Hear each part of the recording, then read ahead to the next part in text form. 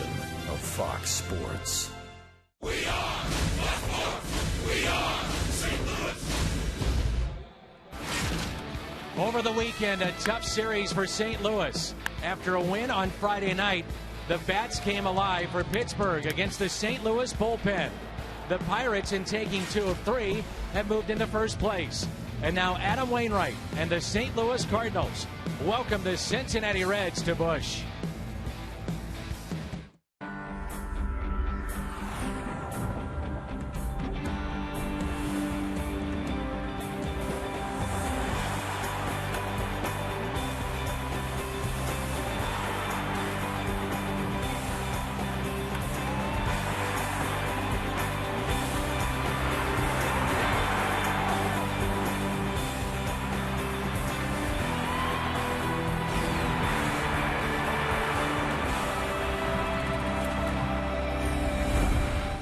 The weather has turned here in the middle of America.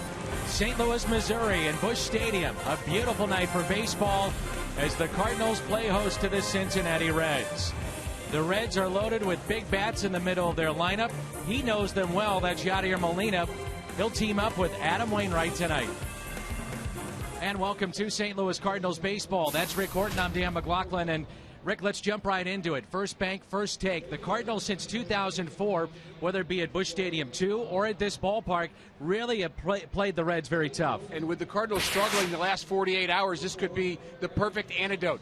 The Reds just have not played well here at all. The Cardinals 50-24, winning percentage close to 700. Only the Brewers and the Pirates a bigger number. In fact, that's where the Pirates are right now in Milwaukee. The Cardinals also have a good pitching matchup here today in Game 1. It is Matt Latos, the former San Diego Padre, getting the start for the Cincinnati Reds. Adam Wainwright, he's been a lot of smiles this year. Will it carry over to Game 1?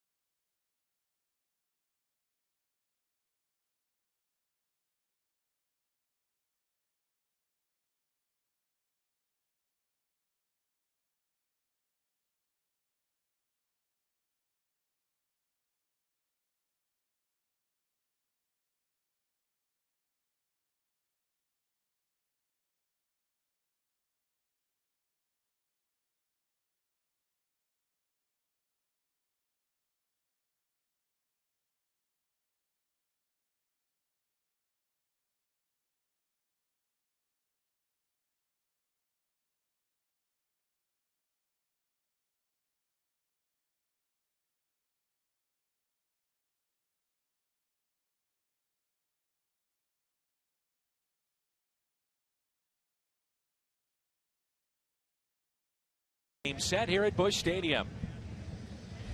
Blues are in the playoffs, and Fox Sports Midwest, Bud Light, and the Blues present outdoor playoff rallies before every home game.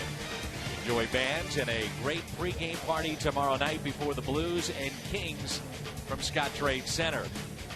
Good luck to the St. Louis Blues. Good luck to Adam Wainwright, as Adam will get the start here this evening and finishing up his warm-up tosses and trying to make it 5 in a row. Wainwright was very good, Dan, in his last outing against the Nationals. He had not pitched well in his career in Washington.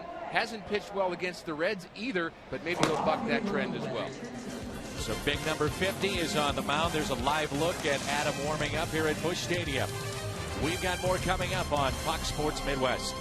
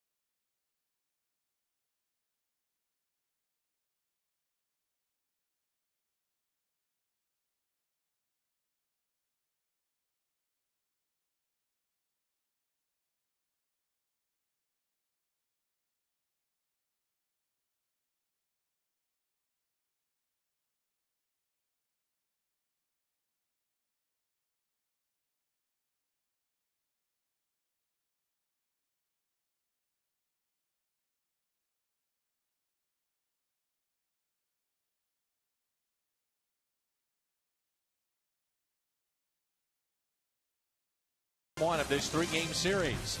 Cincinnati and St. Louis. And some changes in that bullpen tonight, Rick Horton. Cardinals bring up Seth Manis from AAA, and when you think of Manis, think control. Not an overpowering right-hander, only 10 walks in 160-plus innings a year ago. It gives the Cardinals a different look in their bullpen. Little shakeup by John Mozeliak and Mike Matheny. We'll talk about Manis. We'll talk about the Cardinals. We'll also talk about the dominance of Adam Wainwright throughout his career. That's next.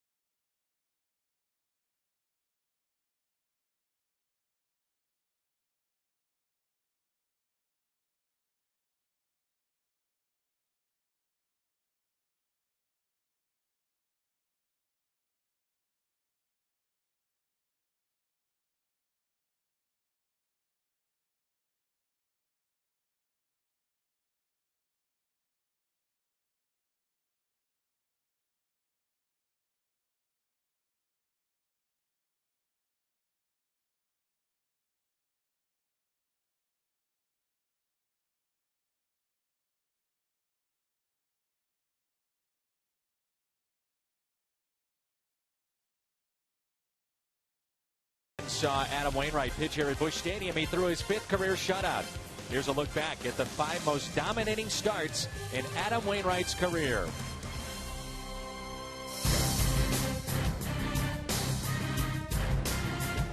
Swing and a miss.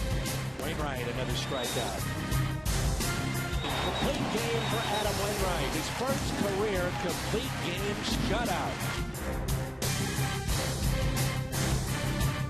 Wainwright goes the distance. Masterful performance and win number 16. It only took 110 pitches.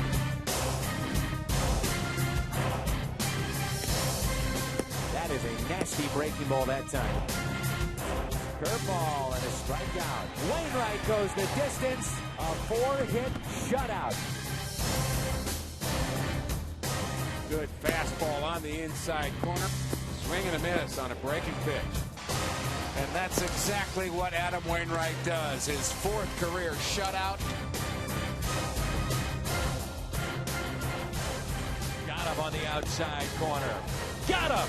12 strikeouts as Wainwright goes the distance.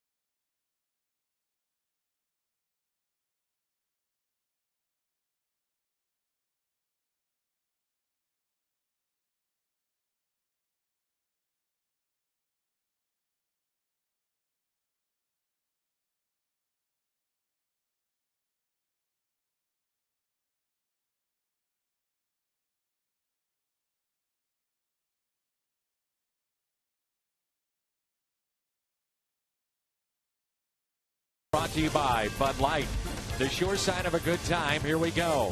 See your Mid-America Chevy dealer or log on to stlchevy.com. Dobbs Tire and Auto Centers, #1 for quality tires and expert auto service. Save big money at Menards on all your home improvement needs. And by Steak and Shake. Steak and Shake, just no equal. Just a perfect night for baseball. NL Central Showdown. Reds back in St. Louis already. These two teams will face each other 19 times, and a look at Dusty Baker's lineup here for game #1 to face the always tough righty Adam Wainwright. And it's a lineup that some of these guys really producing at numbers that we expect them to be at. How about Shin-Soo Choo? Off to a great start, high on base percentage, hitting .344. Then Cozart and Votto, Phillips, Bruce, Frazier, Xavier Paul to start in left. They have some injuries to talk about. Mesoraco is behind the plate, and then Matt Lato still bat ninth. It's Holiday, Jay, and Craig in the outfield. Freeze, Cosmo on the left side. Carpenter and Ty Wigginton getting the start at first. And behind the plate, the always reliable Yadier Molina. Around the horn is brought to you by Dobbs, and there's Ty Wigginton.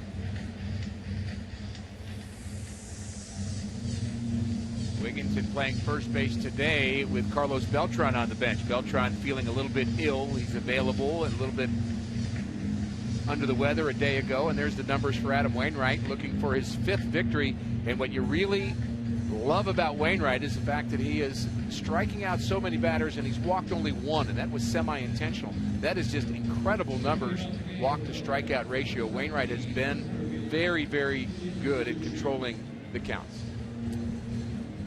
Shin Soo Choo.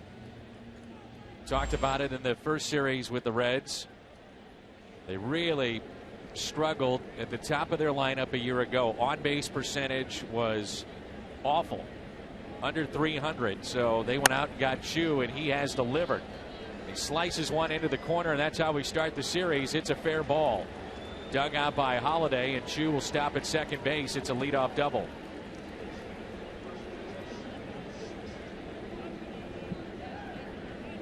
So you'd think that leadoff batters always take a pitch, work a deep count.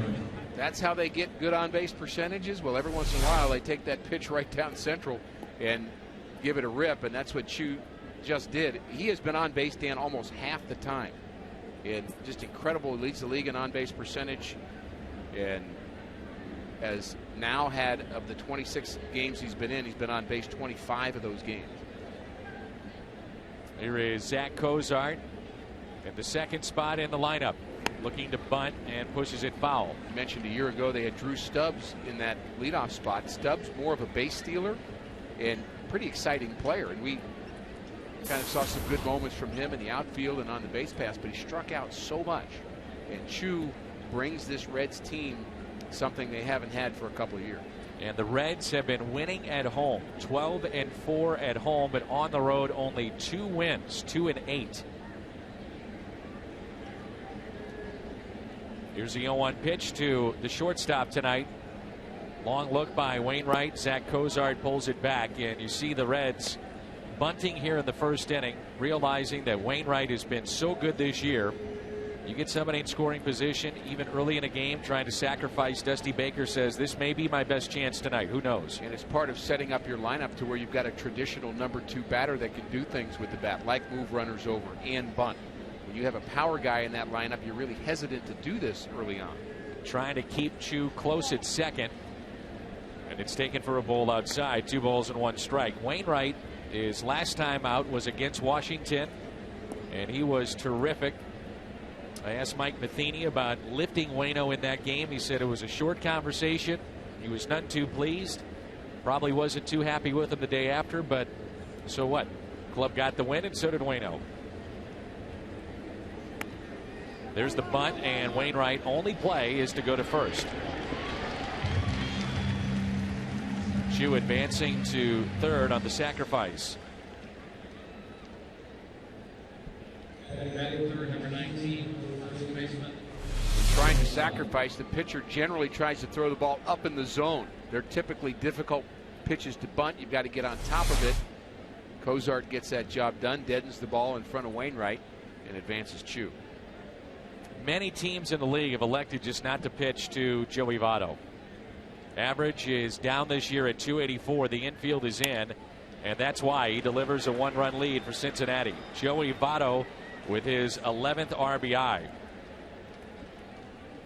But Rick, you look at the on-base percentage of Joey Votto coming into play tonight, 444.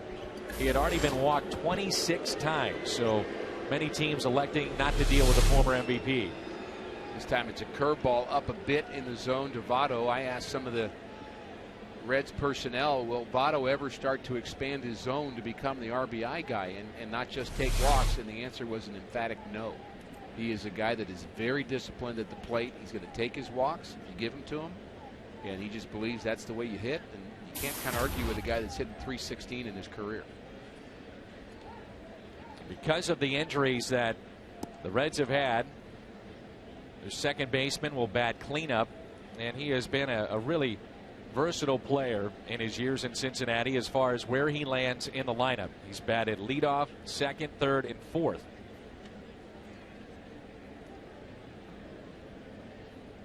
I like him number 2 the best. And here's a 1-0 pitch. He gives the combination of the power potential that I was talking about earlier, but he also can be pretty nifty with the bat. He can hit the ball the other way. He can bunt. He can do a lot of other things. He's just really a complete player. And I know every time I compliment Brandon Phillips, I get a lot of bad comments from Cardinal fans because they love to hate Brandon Phillips. But there's no denying he's a good player. Very good player. The 2-0 pitch. One thing we have seen from Adam Wainwright this season, increase in velocity. Now it's not back to where it was when he was 95 to 97, but increased velocity, late movement, and that big 12-6 curveball has come back too. Everything's sharp too. His slider slash cutter, his curveball, the fastball. He's just has a lot of sharp pitches, and location's been very, very good. He has walked one man this year. That's it. That was in his previous start in Washington. And you think about strategy at that time in the game, it was probably by design and pitching around one of the Washington hitters in their lineup. And that's been the only walk this season for Adam Wainwright. He walked Bryce Harper in a situation where Harper could do some damage. And he wasn't he was still trying to let Harper get himself out, so he just did a masterful job of controlling the strike zone in that game as well. And when you've got a starting pitcher, your ace, leading the way like that, it's resulted in the other Cardinal starters following suit. A lot of strikeouts, very few walks out of this Cardinal starting staff. Outfield is deep. The 3-1 pitch is taken for a ball. It's one of those rare walks issued this season by Wainwright. First runner allowed in the first inning by Adam here in 2013. Brings in Jay Bruce. Just joining us, the news of the day here at the ballpark, Mark Zipchinski optioned to AAA Memphis. The Cardinals purchased the contract of a right-hander, Seth Maness, from Memphis. He was an 11th round pick out of East Carolina University. So only one lefty to face the many lefties in this lineup out of the bullpen. And you think about Bruce, you think about Votto, you think about Shin-Soo Choo. All lefties that can hurt you, so it'll be interesting in this series for Mike Matheny to try to mix and match with Randy Choate and use him at the right time in the right place. There'll be multiple opportunities to use him. When do you? Maness, by the way, was the Cardinals' minor league pitcher of the year a season ago. He has issued, listen to this, a total of 18 walks, and he has faced 993 batters. That is hard to do. So he is a pitch maker. Off speed is very good and throws strikes. Nearly 250 minor league innings. Not an overpowering pitcher, a guy with a sinker, and I do like the fact, Dan, and we mentioned it in the open, that he brings a different kind of look to the Cardinal pen. Not another guy throwing 98 and with great stuff and strikeout pitcher, but a guy who's a guy that's going to throw strikes, keep the ball down in the zone, not walk anybody, and get some double plays. So I like the fact that it's a different look, so you can change up your bullpen from day to day. Here is a 1-2. Runners stay put at first and second. And Maness is a guy that when you start looking at the roles of the bullpen, and it's not like it was a year ago with Mott out. You've got Mahika out of the 7th, now closing games out. Rosenthal in the 8th. Kelly now takes on a greater role, so your long man very well could be Maness. And he's been starting. He's been starting. And the Cardinals really haven't had an issue as far as starters not going deep in games. So that has not been a problem this year, and he can pitch on back-to-back days.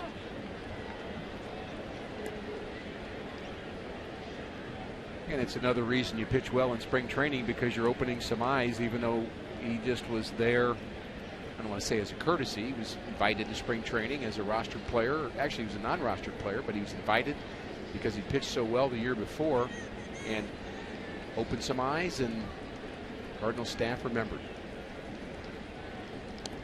Runners at first and second. The 3-2 pitch. Got him. Strikeout of Bruce. Took some off that curveball. 76 miles an hour. And the first strikeout of the night for Adam Wainwright. Well, you talked about the 12-6 curveball, Dan, and that's what we see here from Wainwright to Jay Bruce, who's been struggling a bit. Jay with just one home run on the season. There's the spin of the ball, 12-6 on the clock. Starts out about waist high and ends up in the dirt by the time the ball gets to the plate. A lot of late movement, a lot of sharp movement from Wainwright. Replay brought to you by Plaza Tire Service. This pitch is popped up off the bat of Todd Frazier. Ty Wigginton in foul territory makes the catch. Wigginton, his first start at first base this year. Reds grab an early lead.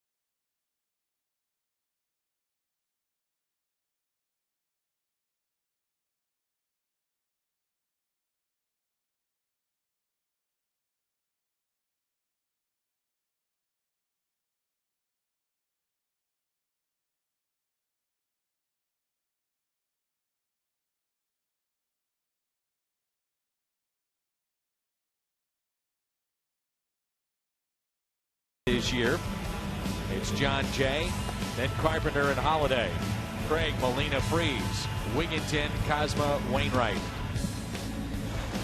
The defense brought to you by Dobbs. Xavier Paul is in left, Chu in center, Jay Bruce is in right. For Paul, it's his first start in the outfield this year.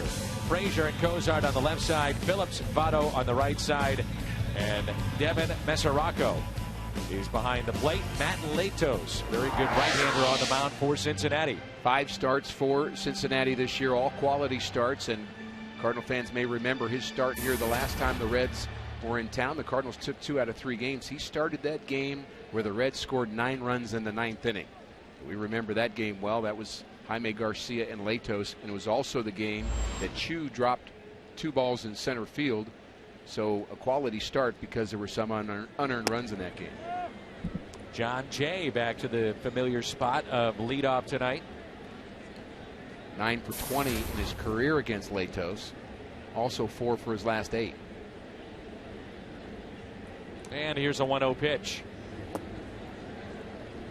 Latos, for whatever reason, though, outside of his last start, for the most part, has really struggled here at Busch Stadium and against the Cardinals. He sure has, especially here at Busch Stadium. Some of those starts came early in his career. They really think he's matured, not only as a pitcher, but the Reds broadcaster's telling me about the game where Chu dropped the 2 balls in center. He went out of his way to approach Chu and kind of reinstate him and say, hey, don't worry about it. It's no big deal. And that's not the Latos that we heard about early in his career at all. And that is a leadoff walk, and Latos already shaking his head. His career ERA is over 10 in 5 starts here at Busch Stadium, but last 2 outings here, he surrendered just 2 earned runs over 11 innings. And he's working on 11 scoreless innings. Beat the Cubs his last outing, 7 solid innings. And he can get some strikeouts. He's not afraid to pitch in, and his ball moves a lot. And he's got kind of a running fastball. He's got a slider curve. He throws the breaking pitch different speeds. So he has kind of a pretty solid, deep repertoire.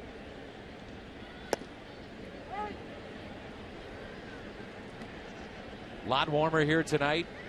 We expect that tomorrow and on Wednesday. And You would hope that would have a positive effect on this lineup. The weather heats up and the bats heat up as well. We have played in a lot of cold weather this year. Not to make excuses, but it is tough to hit in cold weather. The Cardinals have played in a bunch in this first month. A lot of low team averages in the National League in general, Dan. A lot of teams hitting around 240. So it's been chilly around Major League Baseball.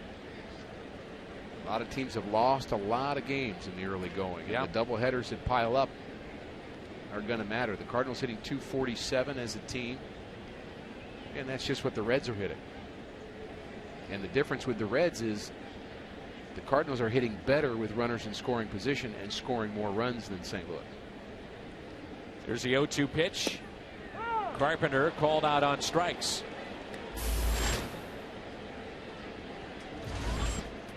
Four straight balls to start the game, then 3 straight strikes.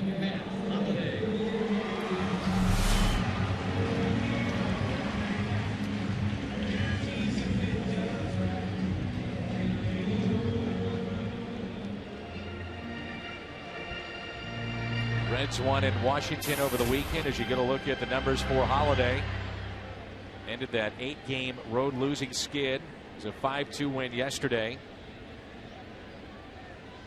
We talked about this differential, how they play at home as opposed to what they've done on the road. That's the largest differential in baseball. And again, it's worth repeating. 12 wins at home, 12-4, 2-8 for Dusty Baker on the road. Yeah, they won 1 out of 4 games in Washington to start this road trip. They only hit 175 as a team, and their big complaint, not their bullpen. They are anchored by a couple of good pitchers in Broxton and a great one in Chapman, actually. But with the good starting pitching, not been the problem. They're just not hitting like they thought they would. Here is the 0-1 pitch. Swung on and missed by Holiday, 0-2.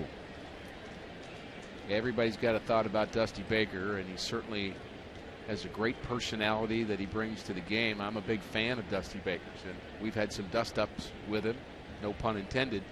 But the 63-year-old manager, I think, is very good at what he does. 3-time manager of the year.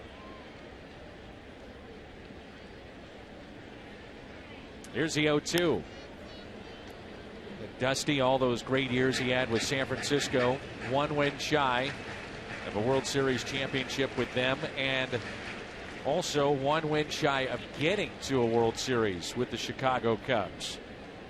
Can you imagine being that manager or GM, the guy that builds a team to lead the Chicago Cubs, not just in the postseason, but to a World Series? You'll own the town.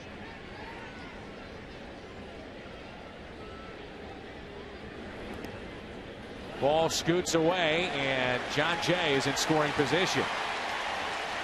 So now you can throw out every number you've ever seen and start taking a look at what the Cardinals do with runners in scoring position. Mesoraco complaining about Holiday not getting out of the way, but he doesn't have to. He didn't have to go anywhere. It's his box. He could have stayed right where he was. So Mesoraco can complain all he wants. Holiday's entitled to that spot in the box. .335 average with runners in scoring position for the Cardinals, and it's even better with 2 outs at .362. That's amazing. That's one of the reasons why the team is in the position they're in. Great starting pitching and also timely hitting. Big gap in left center, and Holiday shoots it out to right. Catch is made by Bruce. Mentioned that Mark Zepchinski has been optioned to AAA Memphis, so 1 lefty in that bullpen for Mike Matheny. That's Randy Choate. Let's check in with Jim with more on that. Yeah, Mike was asked about having just 1 lefty for this series before the game, and he said Zepchinski wasn't really being used as a matchup guy anyway. Lefties were hitting .385 against Zepchinski, and according to John Mozeliak, they want Mark to go down to AAA, work through some things, and get himself back on track, Dan.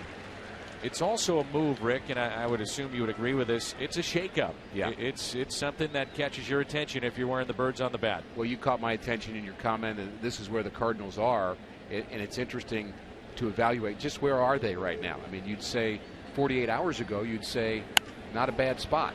Hit to the right side and knocked down by Phillips. That will save a run. And it will be a base hit, I believe, for Alan Craig.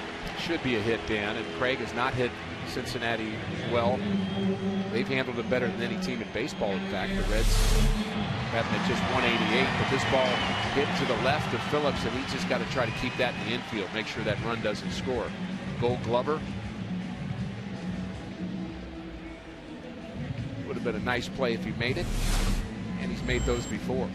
But the point is, 48 hours ago, we were all thrilled about where the Cardinals were. They were 6 games over 500, 4th best record in baseball. And within a 48-hour period, some of the problems have arisen out of the bullpen, and they've maybe gotten worse. And so now we're kind of in panic mode.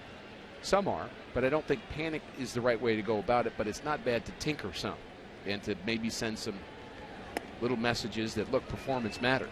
And I think that's part of the bullpen move the Cardinals made, and I think it makes sense. It's not a knee-jerk reaction. It's not a house cleaning, but it catches your attention. It's a step. When you think about Mark Zipchinski in 2011 and the role that he played down the stretch, how good he was. You think about Zipchinski against Milwaukee and those matchups with Prince Fielder in postseason play. If he doesn't have those matchups, the team is not playing for a World Series championship.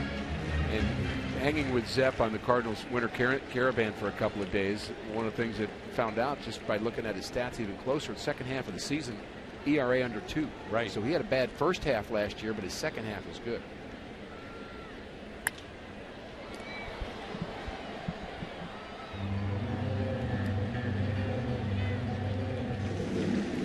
Zarocco, a catcher trying to learn the trade, didn't like that location, and he's telling Latos, keep that shoulder in, don't fly out, and catcher's going to be the first one to see that.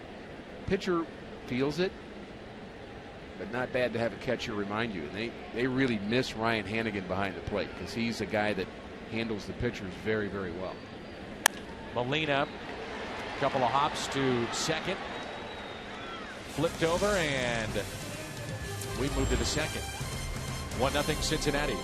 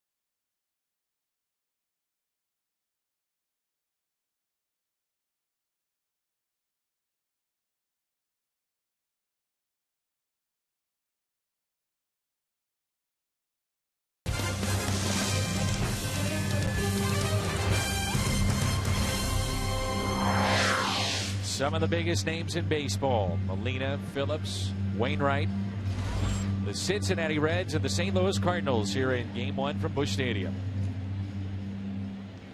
Wainwright gave up a run in that first inning, and the problem, the leadoff double by Sin-Soo Choo, and Xavier Paul, who's been a leadoff hitter in his career, leads off here in the second inning. And the Reds really, Dan, have struggled to get production in left field since losing Ryan Ludwig. And now Chris Heise is out, also on the disabled list, the 7th player on the DL for the Reds. He has hamstring issues that happened couple of days ago. So Paul getting the start, and they have just really struggled to find any kind of offense from left field. Here's a 1-0 pitch to Paul, taken low and in.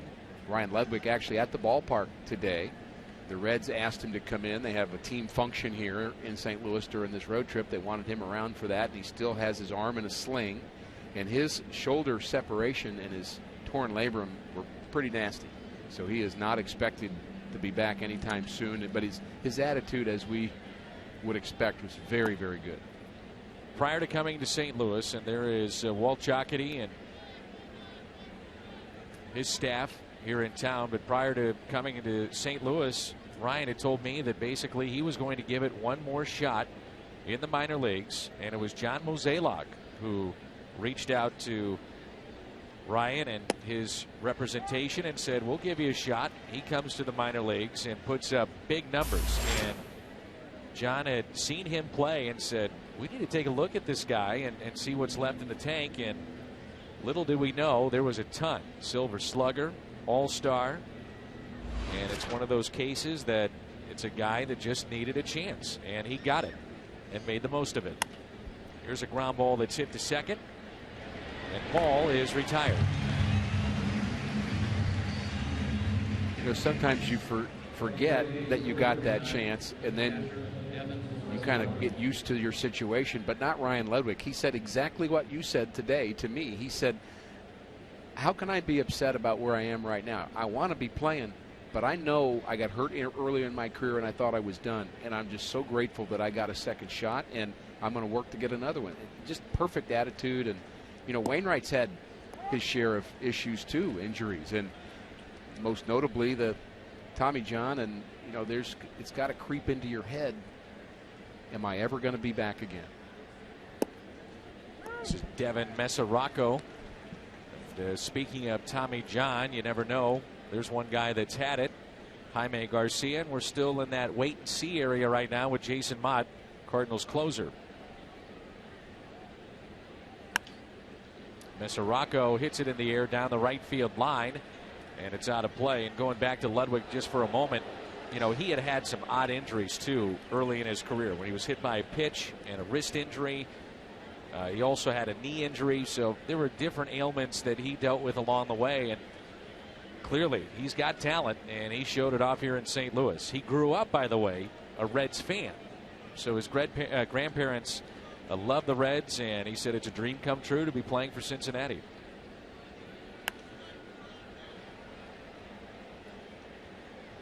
Reds gave him a shot last year, and somewhat of a slow start, and then a big difference maker for about 4 months of the season, the final 4, and parlayed that into a nice deal. He did not hit well in San Diego, did not hit well with Pittsburgh, and the Reds took a flyer on him. The 0-2 pitch. And the first 0-2 pitch to Mesoraco, Wainwright got away with. He hung one up in the zone, and he wasn't going to let that happen again. A little sharper on that delivery, trying to get him to chase. Mesoraco going to get the lion's share of the catching duties. Corky Miller called up from AAA to replace Hannigan. Miller, a veteran. But Mesoraco, the 2010 Minor League Player of the Year for Cincinnati. Corky Miller has been around for 3 decades. Feels like it. Goes back to the days of Gookie Dawkins. Corky and Gookie, and there's somebody else in that trio that they had. You remember what I'm talking about? I do. Some guys just have baseball names. Pokey Reese. Pokey. 2 balls and 2 strikes on Devin Mesoraco. It's a high draft choice by the Cincinnati Reds, 15th overall in 2007. Held on to by Yachty, and that's the second strikeout for Adam Wainwright. MLB.com at bat, the #1 source for live baseball everywhere you go. Available for iPhone, iPad, Android, and BlackBerry 10. At Bat delivers Cardinals baseball with live audio, pitch tracking, stats, news, highlights, and more. Text at Bat to 31826 or visit Cardinals.com. Latos is hitting 167. Pretty healthy cut there. Open stance, nice swing. Don't remember him swinging the bat that well. Perhaps he's been working on that a bit. Brooke Jacoby, their hitting coach. You know, back in the day, the hitting coach wouldn't work with the pitchers. The hitting coach Johnny Lewis was the hitting coach in the 80s for the Cardinals, and he wouldn't waste the time with us pitchers. Kind of like, you guys, you don't know what you're doing. Let somebody else work with you. So our pitching coach would actually work with us on hitting. Didn't help. 1-2 on Latos. Career 119 hitter, Matt Latos.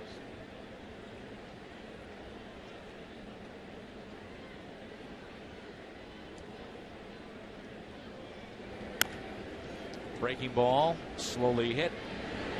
Taken there by Freese.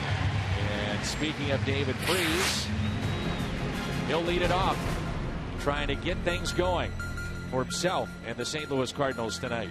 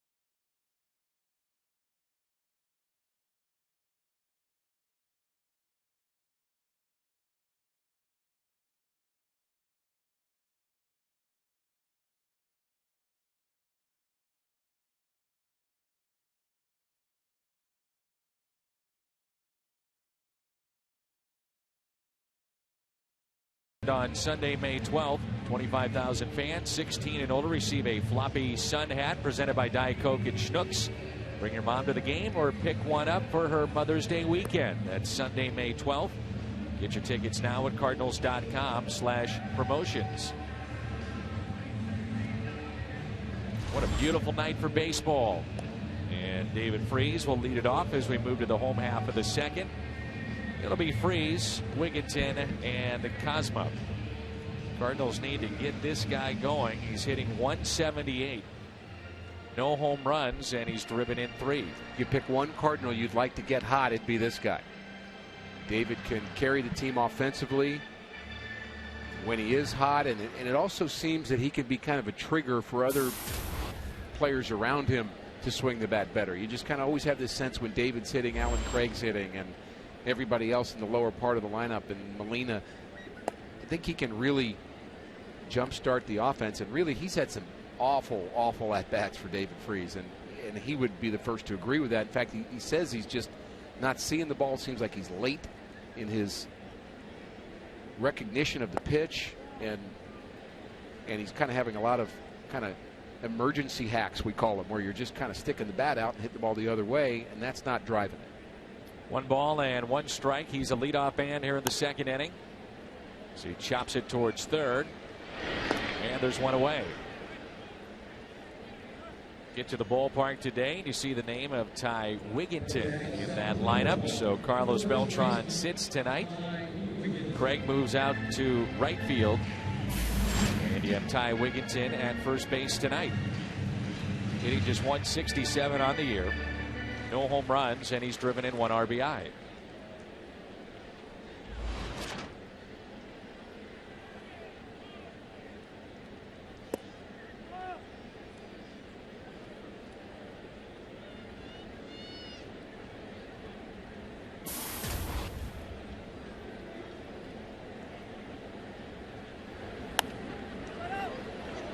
popped up.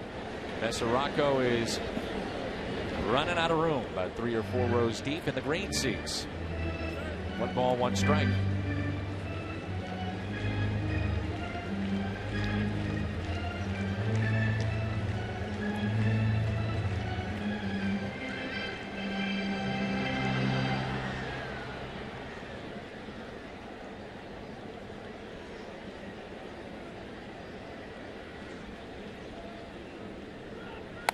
Wigginton hits it sharply to third.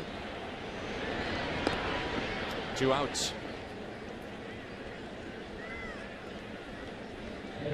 So 2 outs and nobody on, and it brings in Pete Kozma.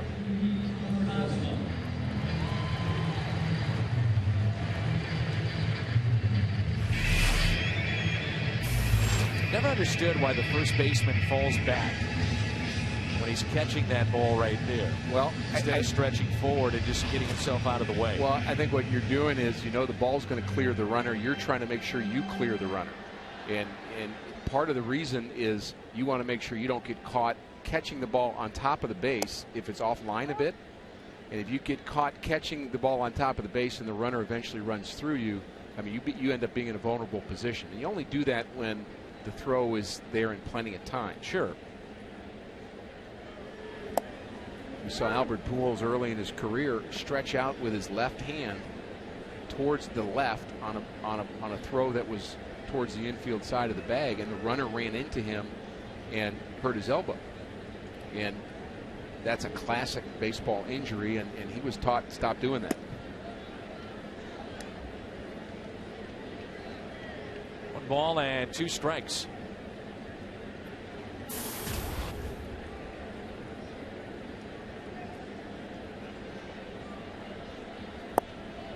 Check swing, and he did go. Strikeout of Pete Kozma. Number 2 on the night for Matt Latos. Top of the lineup due up for Cincinnati when we come back.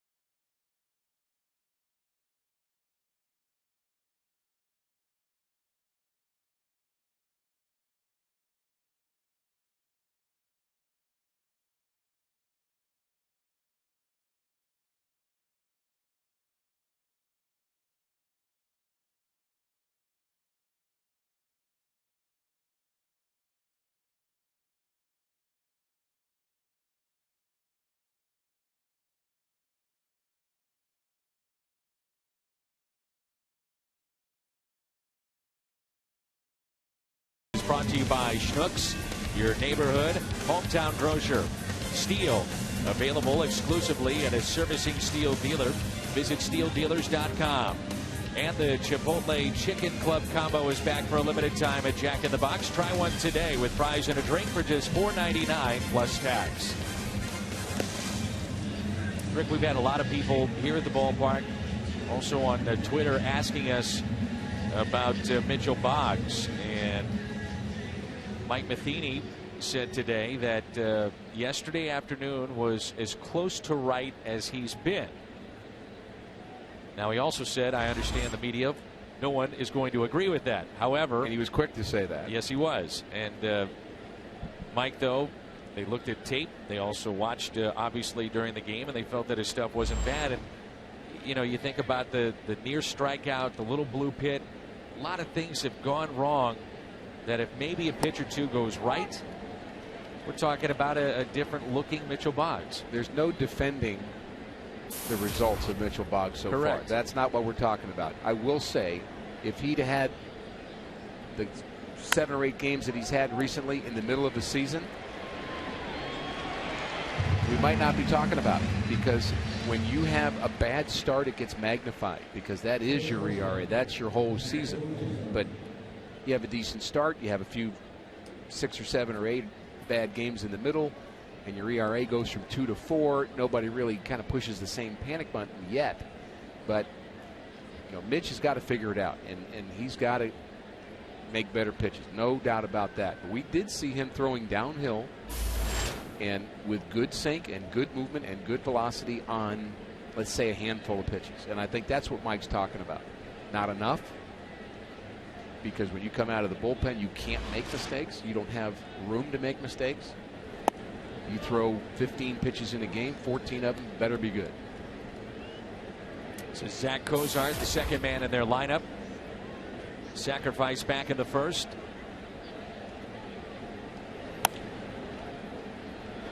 That is off the glove of Cosma, and a base hit by his counterpart at short. Turn to our keys to the game, a presentation of Toyota. We turn to big number 50, Adam Wainwright, in our keys to the game. Good command of Wainwright, the 37 strikeouts, best in the National League. The ratio also best in the National League. Cincinnati Reds pitching 107 walks, most in the National League. Bit surprising. The Reds have also given up the most home runs in the National League, and the Cardinals have given up the least. One out and a runner at first. And a lot of that, Dan, has to do with the ballpark they pitch in. And both bullpens really haven't been that good this year. It's not just the Cardinals that have had their issues. Cincinnati has had some issues as well. Not as big a discrepancy, but the starters for the Reds, much better ERA than their relievers, just like the Cardinals. Reds at 3.08 for their starting pitching, and the bullpen over 4. But the guy in the 9th inning is unhittable. Fun to watch. I'd rather watch him on highlights. Yeah, I would too. Than watch him live. And I definitely don't want to dig in against him. Another flamethrower right there, and Jason Mott. 2 balls and no strikes here on Votto. He had a base hit to right first time up. You bring up a great point about Votto earlier, where he just will not expand his zone. Now, I'm going to bring a little money into this. He's not paid to walk. He is paid to drive the baseball, to drive in runs, and be a premier hitter, which he is. So you have to wonder, the value of a Joey Votto, and it's great if you walk 100+ times and your on-base percentage is high, but are you more valuable hitting 30 home runs and driving in 100+? I think it's a great question. The 2-1 pitch. And part of the answer is, if you do expand your zone as a hitter, do you really produce like you think you would? And some hitters have the ability to do that. And I would say, I'd like to see him, if he was my guy, expand the zone at times, and to be disciplined enough to know that this is a situation where we need his RBI potential. We don't need a walk. We want you to be our guy, but not every at bat. Big pitch here, 3-1. And Votto hits it to second. Double play for 6-3. A 3-1 pitch turns into a double play.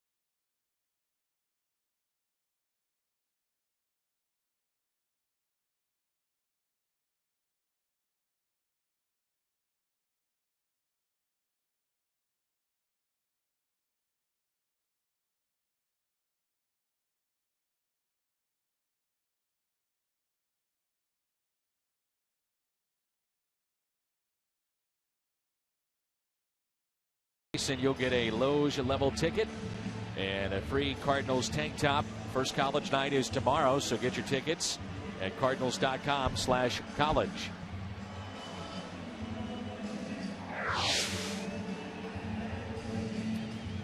Adam Wainwright will lead it off for the Cardinals. Home half of the third rolls in, followed by Jay and Carpenter. Wainwright wearing that thumb guard. First guy I ever saw wear that thumb guard was Tommy Herr. In fact, he was trying to patent it in the mid-'80s and was talking to an inventor on the East Coast about it being named after him. And he would wear a little thing just like that on his thumb to protect against being jammed. Tommy Herr, the former second baseman, your former teammate.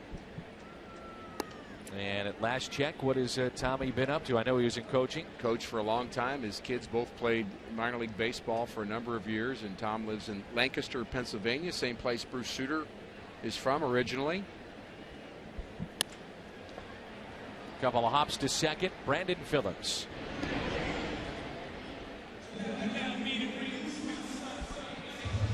One away, and we turn to tonight's AT&T Twitter poll. What quality do you want most in a leadoff hitter? Interesting question here. Walks a lot. Long at bats. You want to see pitches, especially that first at bat. You want speed and the steals. How about power? The combination that Ricky Henderson had, arguably the greatest ever to lead off. And we understand with our Twitter poll today that you'd like to have all of them, but we're asking you to pick one. You can't have them all, just one. I'm going to go with on-base percentage. Especially if you have kind of lineup that both these teams do. Guys like Votto and Phillips and Holiday. Now Molina's a threat. Alan Craig, David Freese when he's right. Get somebody on and drive them in. I don't want to influence our Twitter voters just yet. Hold that thought. Jay, the first time up, walked the 0-2. And the influence I mean is many will just be contrarian. Whatever I say, they'll vote the other way. So we'll give them a chance to think about it. That never happens on Twitter. Here's a 1-2 pitch, and he's hit by a breaking ball. Second time that John Jay is aboard. A walk and now hit by pitch. We're at Busch Stadium in St. Louis. Glad you're with us on Fox Sports Midwest. Dan McLaughlin, Rick Elhort, and Jim Hayes.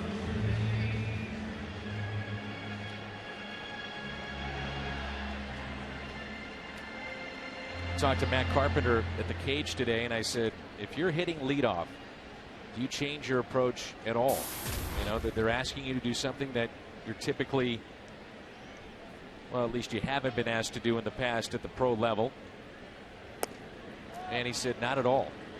And I followed that up by saying, well, is that because you take a lot of pitches? He said, that's part of it. He said, I actually like hitting deep into a count. So I will be seeing a lot of pitches no matter if I'm hitting first or eighth. And that's a style question. And some guys get anxious when they swing at the first pitch, or they feel like they're putting the first pitch in play. We see Beltran do that a lot. He's comfortable with that. First ball hitting early in Albert Pujols' career. We bring his name up again. He was really good at hitting that first pitch, and he liked to do it. As he got later in his years in St. Louis, he started to like the deeper counts a little more. And I think sometimes it's just being able to see and kind of work the pitcher to the pitch you want to get. But there are many hitters, a lot of pinch hitters, that believe that first pitch is the one that they feel most comfortable swinging at. Here's a 2-0 pitch. And it's 3-0.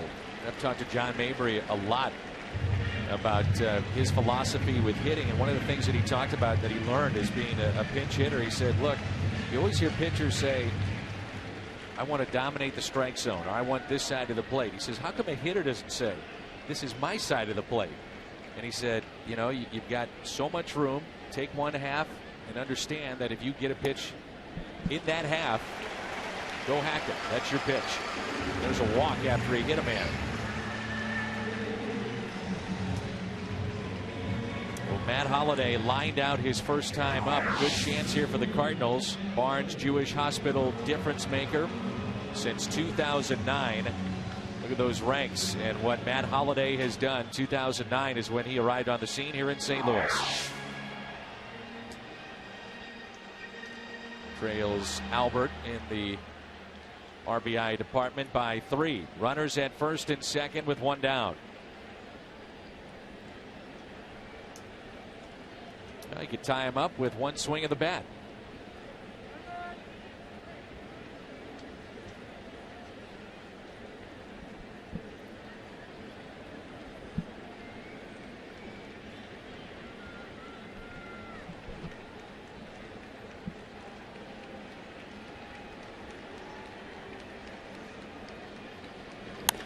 Holliday bounces it to short. They'll get the lead man. That's Jay. Really a pretty easy play there for Cozart. Momentum taking him that way. They get the lead man, and there's 2 down.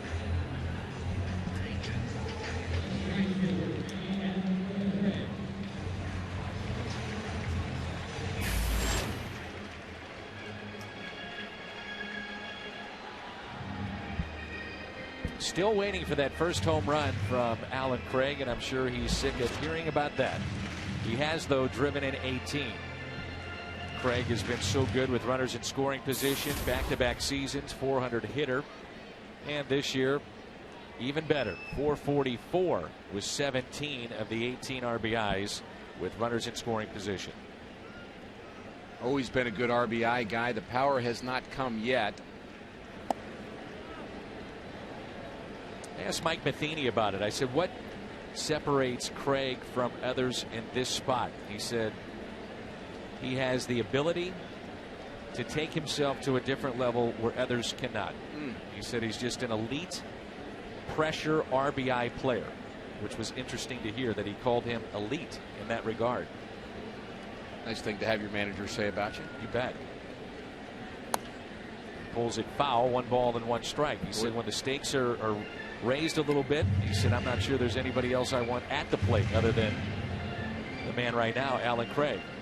Reggie Jackson, Kirk Gibson. Think of Lou Brock that way.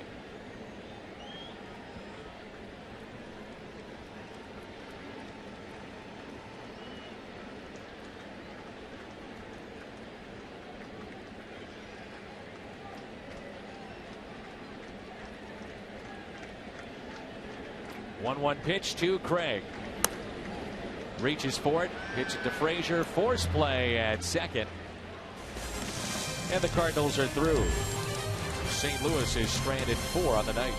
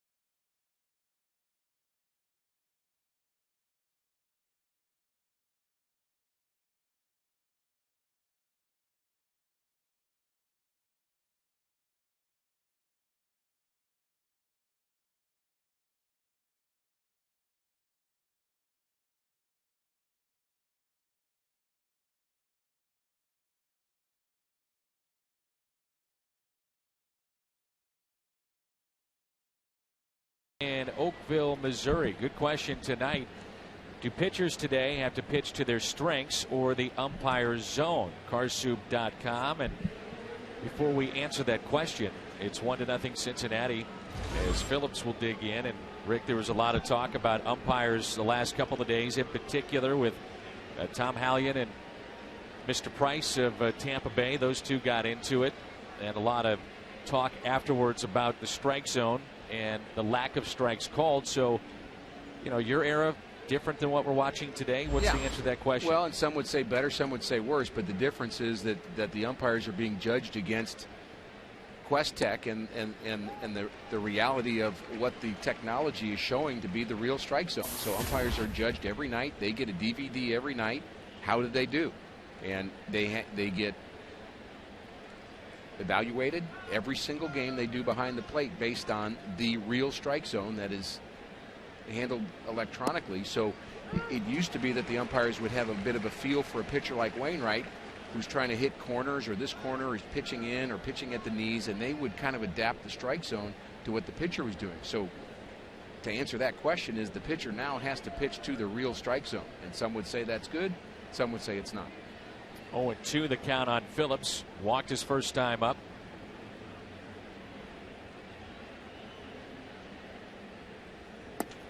And there would be times where it's 12-4 in the 9th inning of a game on getaway day, and everybody in the ballpark would know that the zone was getting bigger. But now they can't do that. They just have to call it the way it is. And it was almost a common sense move to say that the umpire who could have some, let's say, leeway, and that leeway is gone. Solid single. The bat of Phillips. Took a pitch that was close, extended the at bat, and then drives a single up the middle. In on him, but he's still able to get the bat head on it. He's still got the good part of the bat on it. He kept his hands inside the ball, and you know that's a tough pitch to hit. That really separates the outstanding hitters, that they're able to still hit a ball hard. That's a good fastball in on their hands, and Brandon Phillips handled that perfectly. He kept his hands in, and then he still was able to stroke it up the middle, and that's not a get me over fastball from Wainwright. Here's Jay Bruce. Now, just like you, at least I would like to think so, I absolutely adore, love the game of baseball. I love it. I know that. Love watching it, love the intricacies, the strategy. I feel a butt coming. Well, here's the deal. A lot of fans will say to us, and I think it's a valid concern, and we've heard about it a ton, as this is chopped towards second. Tough to turn to. Can they? Out there on to first. No way. Not with the speed of Bruce. They do get the lead man. Trade the base runners.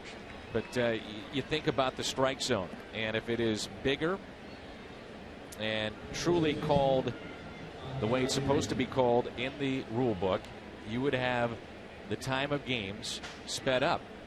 Players would make the adjustment. These are the best in the world at what they do. This is Todd Frazier who digs in. And the biggest thing I hear from fans is that, you know, my son or daughter doesn't want to play because it's too slow.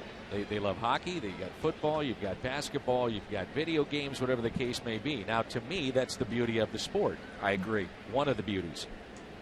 However, to appeal to the masses, and especially a younger generation of fans that will carry this game through, you wonder if you have to start looking at ways to somehow speed up the game. For instance, Frazier steps out, getting his sign, adjusting, now finally steps in, where many times a guy like Votto just stays in the box.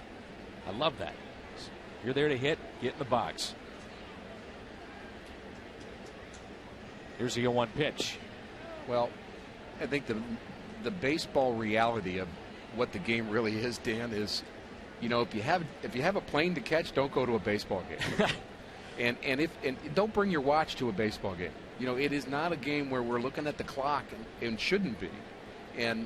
But yet I know we feel that way. But when young kids play baseball, they play hour and 15-minute games. Yep. So they're on a clock. They're training that way, and they're thinking that way. Runner goes, and it's tapped up the first base line, but rolls foul. And sometimes that's just because the pitchers are having trouble throwing strikes, and you'll be there all night if you don't.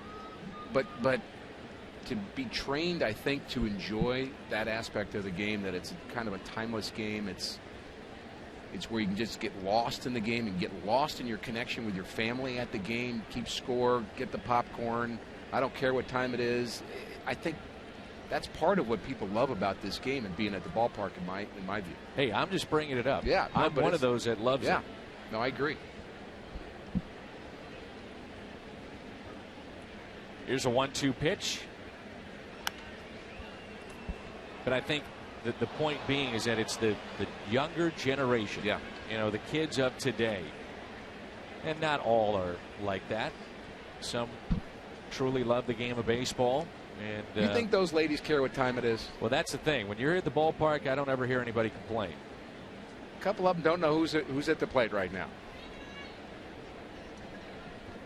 Who cares?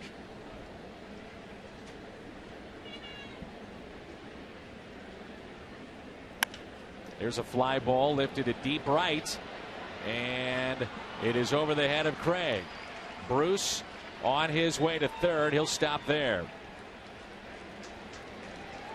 Opposite field, and a double for Todd Frazier. He's 1 for 2 on the night, and it brings in Xavier Paul. This could prove to be a big hit in this game, as Frazier, who's shown a lot of power, takes it the other way over the head of Alan Craig, and Bruce had to hold up. He wasn't sure if Craig was going to catch that ball, and just really took off into that corner, and he has to stay at third. And again, we mentioned trading Brandon Phillips for Jay Bruce on the base pass. That was a good deal for the Cardinals. Otherwise, it'd be 2-0 right now. The corners are in for St. Louis. Here's Xavier Paul. Runners at second and third. Ground ball that's pulled foul.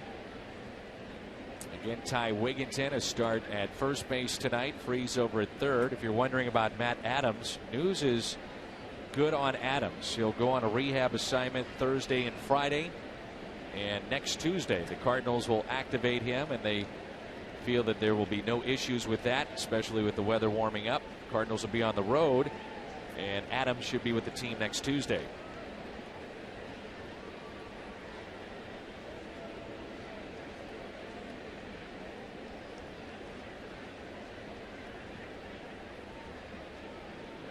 Here's the 0-1 pitch. So Matt Adams dealing with that sore oblique, and this is something that they've been working on constantly. Matt Adams around the bag, and Jose Oquendo was telling me that for a big guy, he said, don't overlook Matt Adams defensively. We feel he's going to be a pretty good defensive player. Soft hands around the bag. The weight loss has helped him.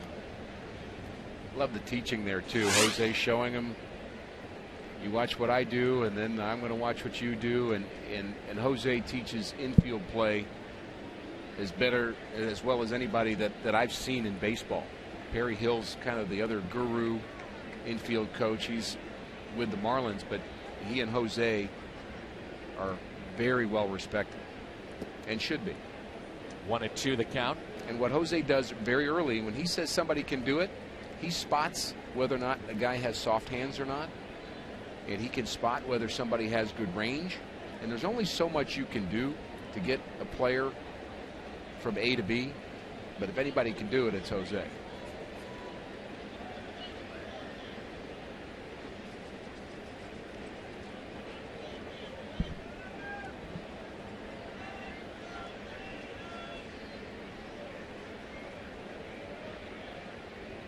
One-two pitch, fouled back.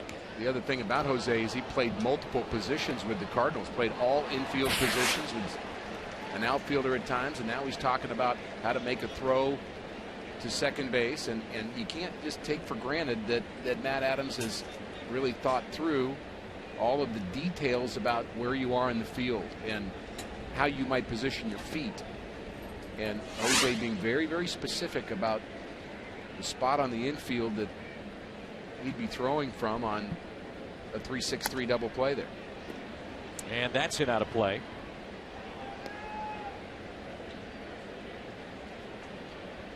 kind of teammate was Jose? Oh, he's awesome. Outstanding teammate. You know, my thought of Jose, every time you see him at the ballpark, guys used to do this in the day. They would wear kind of those rubber suits to go run, and I would watch Jose running around the ballpark. He'd be the first one at the ballpark, and he would run for 4 or 5 miles. He was a runner, and he would run a lot. He actually ran a marathon, I think, in Puerto Rico at one point. But he was always the first guy there. And that's on the turf, the old turf, in Stadium 2. Oh, yeah. Hot St. Louis summer. You and I have played a lot of golf with Jose, and he still has those soft hands. I'm not sure about the reactions, but the soft hands are pretty good. Hey, Mott, you're not playing right now. Watch the game. Help me out. He's not happy. Well, he's not happy because his team's losing 1-0. Here's a 1-2 pitch. Breaks his bat. That goes flying into the seats over the Cardinal dugout, and a run will score. That winds up about 4 or 5 rows deep behind the Cardinal dugout. Scary stuff right there as the run does come in to score. Well, I'm glad, Dan, you saw where the ball went, because I couldn't bear to watch the ball. I was concerned about the bat. Right in on the hands of Paul. It's an RBI. And fortunately, looks like nobody's hurt over there behind the Cardinals dugout. Intentional walk of Mesoraco, and they will put Matt Latos on.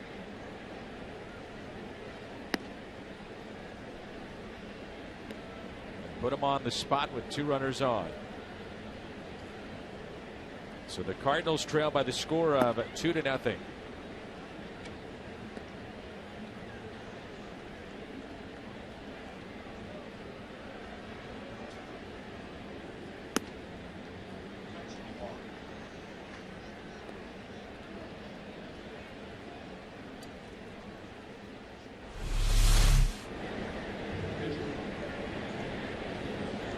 You watch. Careful who you're coaching there, Jason. I'm telling you, I've seen that face from Jose. He's not happy. No. He's tolerating him? Yeah, tolerating is the right way to put it. He's saying, will you please put this guy in the bullpen and away from me right now? Runners at first and third with 2 down, and Matt Latos at the plate. Fastball at a strike. We had an infield one year where Jose was playing a lot of first base, and we had, I think that was the year we had Tommy Herr at second and Terry Pendleton at third, and we had 4 switch hitters on the infield. There wasn't a power hitter in that lot. Took a lot of ground balls and made those outs instead of base hits. Pretty good defense. You bet. Well, the Cardinals yesterday shut out for the 3rd time this season, 9-0. They have not scored a run tonight, and things just seem a little flat. Even Mike Matheny addressed that after the game yesterday. One of the club's flat performances. There haven't been many this year. But as he said, this team is grinding, and you know, when you're not hitting, we've always discussed this many times. That's exactly right. How can you look excited when you ground out to second base? It's just not an exciting play in baseball. So when you're not hitting, you are flat. Strike 2 on Latos. Matchups for the series are very good. Jaime Garcia, Bronson Arroyo tomorrow. Garcia easily could be 4-1 if not for a couple of blown saves. And then you have Lance Lynn 4-0. Homer Bailey 1-2. Bailey was roughed up in the previous day game earlier this month against St. Louis, and Lance Lynn racking up the strikeouts and the wins. There's a strikeout for Wainwright, but the Reds add to their lead. Home half of the 4th coming up, and Yachty trying to jumpstart the offense when we come back.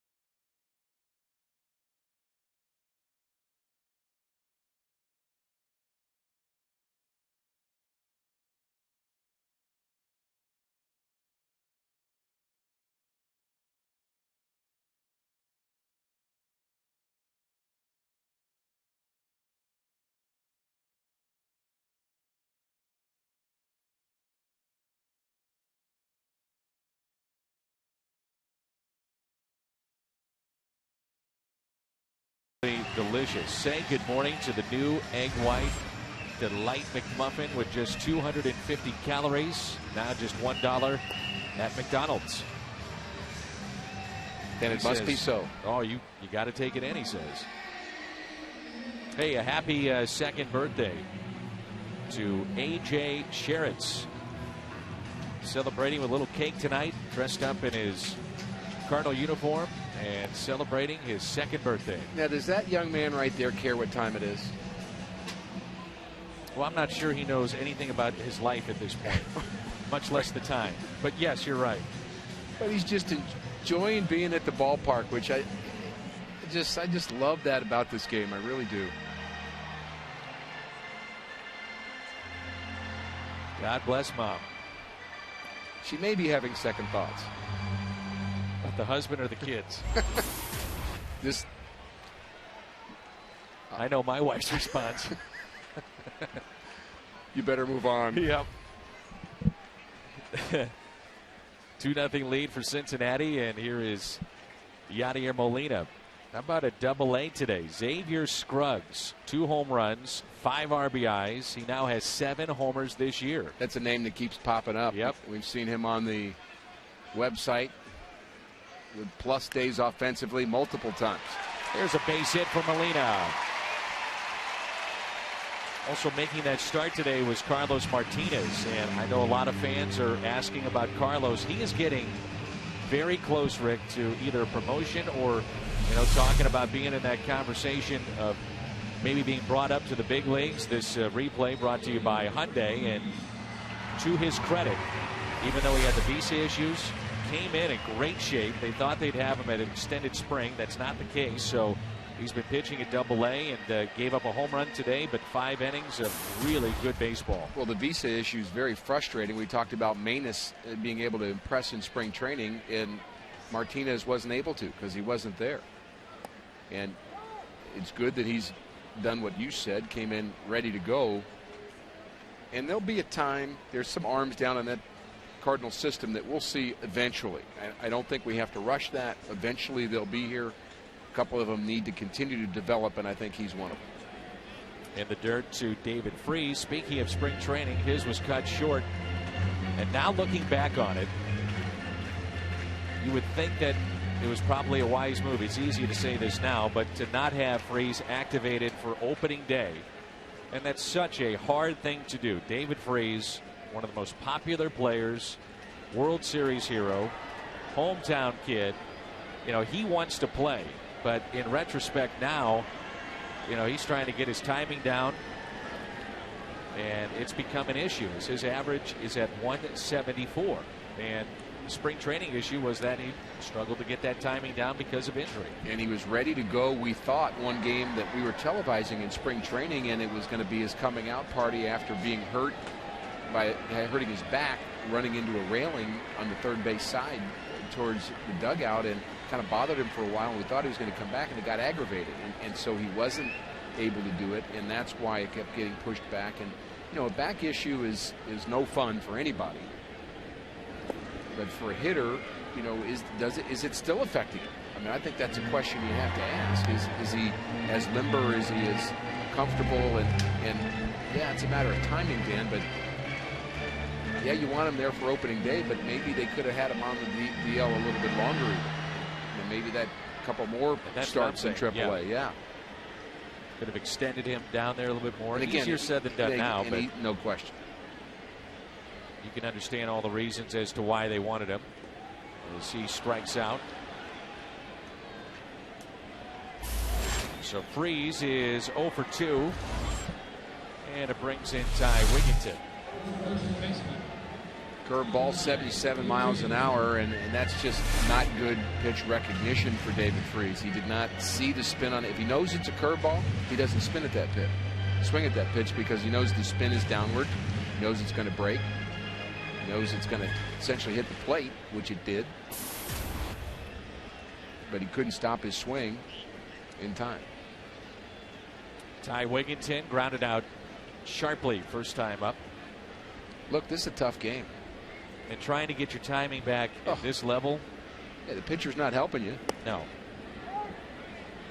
I mean, within this week, you're facing Latos and Steven Strasburg, and, you know, guys that are some of the best.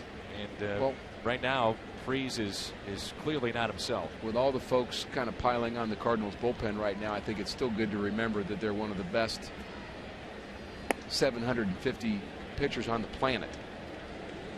You know, each team, actually not even 750, the 100 best 750 players on the planet. You're talking about pitchers only, 250 big league pitchers. So they're elite, elite, elite, elite. But they're struggling. 2 balls and 1 strike.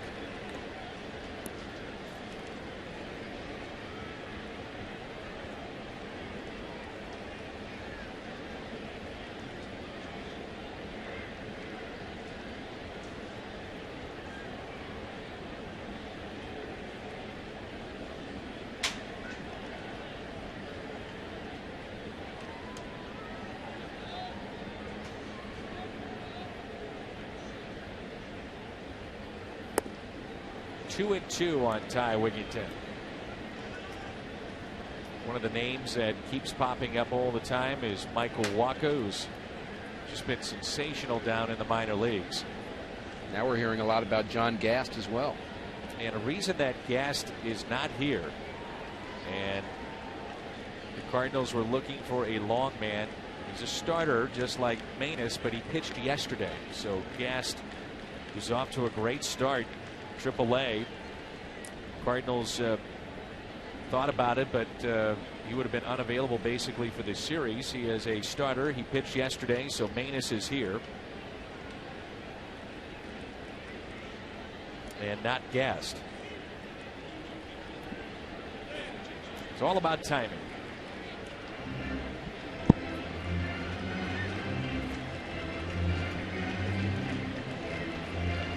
How fun is that to be sitting out in a bullpen picking in your first big league game? You know, Seth Manus has been at the ballpark how many days in his life, but he's never had a day like this one. Everything is clear, everything is magnified, everything is intensified, and I mean, none of his food stayed down. The joy, but he's feeling a joy too. I mean, just this is a big deal for him, and congratulations to Seth. Slowly hit towards third. Frazier, bare hands. Nice play. How good was that? Todd Frazier, nice play down at third with more on Manus. Let's check in with Jim. Yeah, he said he had no idea that he was about to be called up until he got the news from his manager. And I asked him the feeling of walking into the Cardinal clubhouse, big smile on his face. Dan, he said, kid in a candy store. Kid in a candy store. He was elated. And it's not like, you know, he's walking into a clubhouse that's foreign to him, because he knows these guys from spring training, so there's a familiarity, at least in that regard, but certainly nothing like this, sitting out in the bullpen in a major league game. And we have good affiliates in Memphis and in Springfield, so he's used to top-notch organizations that are run well, but there's an electricity about being in front of 50,000 people in the big leagues that is different. I mean, you know that everything that he does today on the mound, the whole country can know about, and watch the highlights and get on MLB.com, and you know, they're probably not going to check Memphis. It's just a fact. And you add to that the fact that it's no doubt a lifelong dream of his to someday be a big leaguer. And the runner goes from second, and an easy steal. No surprise. Who else? Yadier Molina.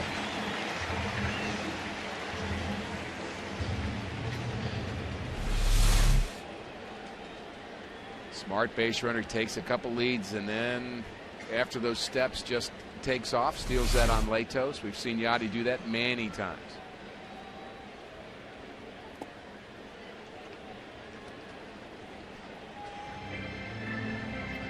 So here's an issue. When Yadi gets that kind of jump, what does the third baseman do? Does he cover in case there's a throw? He knows that Yadi's going. He's the only one, but he said, never mind. No sense in going. And you just got to hope at that point that the catcher sees that you're not there.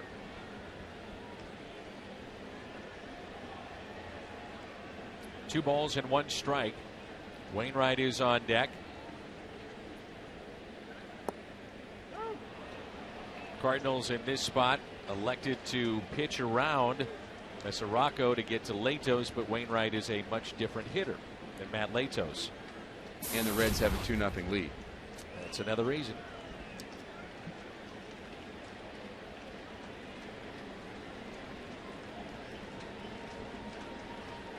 The 2-2. Kozma strikes out, fastball at 93 and caught looking. Ty Wigington is 0 for 2 tonight. Hit a bullet the first time to Frazier. That time he got him on the slow roller.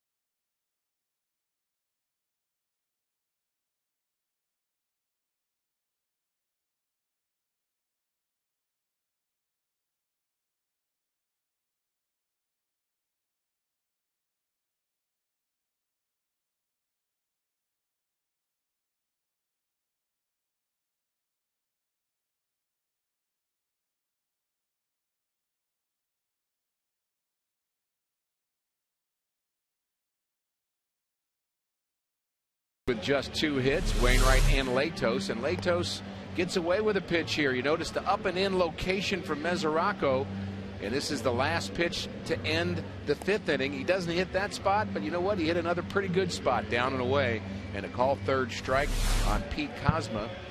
One of 4 strikeouts for Latos here tonight. Our charter high-speed pitch. Latos hitting 93 miles an hour, Wainwright 94. Both pitchers with good stuff. Here tonight, Wainwright touched for a run in the 1st as well as 1 in the 4th. He's given up 5 hits. Want to remind everybody that tomorrow's Cardinals game will air on Fox Sports Midwest Plus in the St. Louis area and on an alternate channel on DirecTV, Dish and Uverse, due to the overlap with Game 1 of the Kings and Blues. So good luck to the St. Louis Blues, Game 1 of their series against the defending Stanley Cup champions. And we should mention that if you're wanting tickets, plenty of seats available, I understand, for games 1 and 2 for the Blues. So just head to their website right now, stlouisblues.com, to get those seats for games 1 and 2, the Blues and Kings, beginning tomorrow night. To his left, Carpenter makes the play. Shin Soo Choo is out number 1. Again, swinging at the first pitch. High on base percentage we talked about. He doubled and scored in that 1st inning, and he did that swinging at the first pitch. You ready for my prediction? I'm not sure. Do I have to commit whether I'm ready or not? No, because it's going to come your way anyway. So I might be ready. I'm going with the Blues in 6. Blues in 6. Outstanding. That's a lot of applause here in our booth from all of the folks helping us out here, and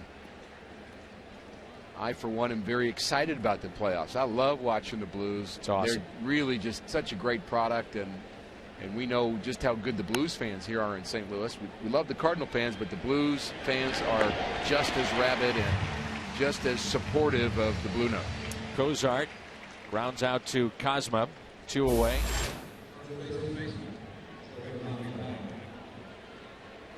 Blues added their 2 big defensemen. They've got hot goaltending here down the stretch and home ice advantage. They played well down the stretch at Scottrade Center. Blues in 6. Ricky is online right now booking a ticket to Vegas based on my prediction. Unbelievable. You know your hockey, Dan. Well, I don't know about that. I'm just going Blues in 6. I think I'm going to ask David Freese. Is that all right? That won't hurt your feelings? Now, he knows his hockey. Yes, he does. As Joey Votto digs in. 1 ball, 1 strike. Votto got it started with a single and an RBI in the first. Also bounced into a 4-6-3 double play. Blues in the early 2000s. As Wainwright gets a new baseball, they were loaded. That team should have won the Stanley Cup. Had a couple of teams that could have won the Stanley Cup. But then there's this thing called goaltending. And if you don't have that, you don't win. Is it kind of like having a bullpen? Kind of the same thing? Kind of like that.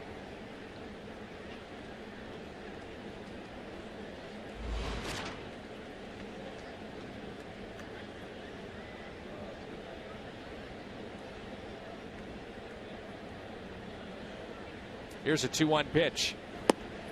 Good pitch. 2-2. I mean, you can go to your, best Rick Pitino, because I'll tell you right now, Horton,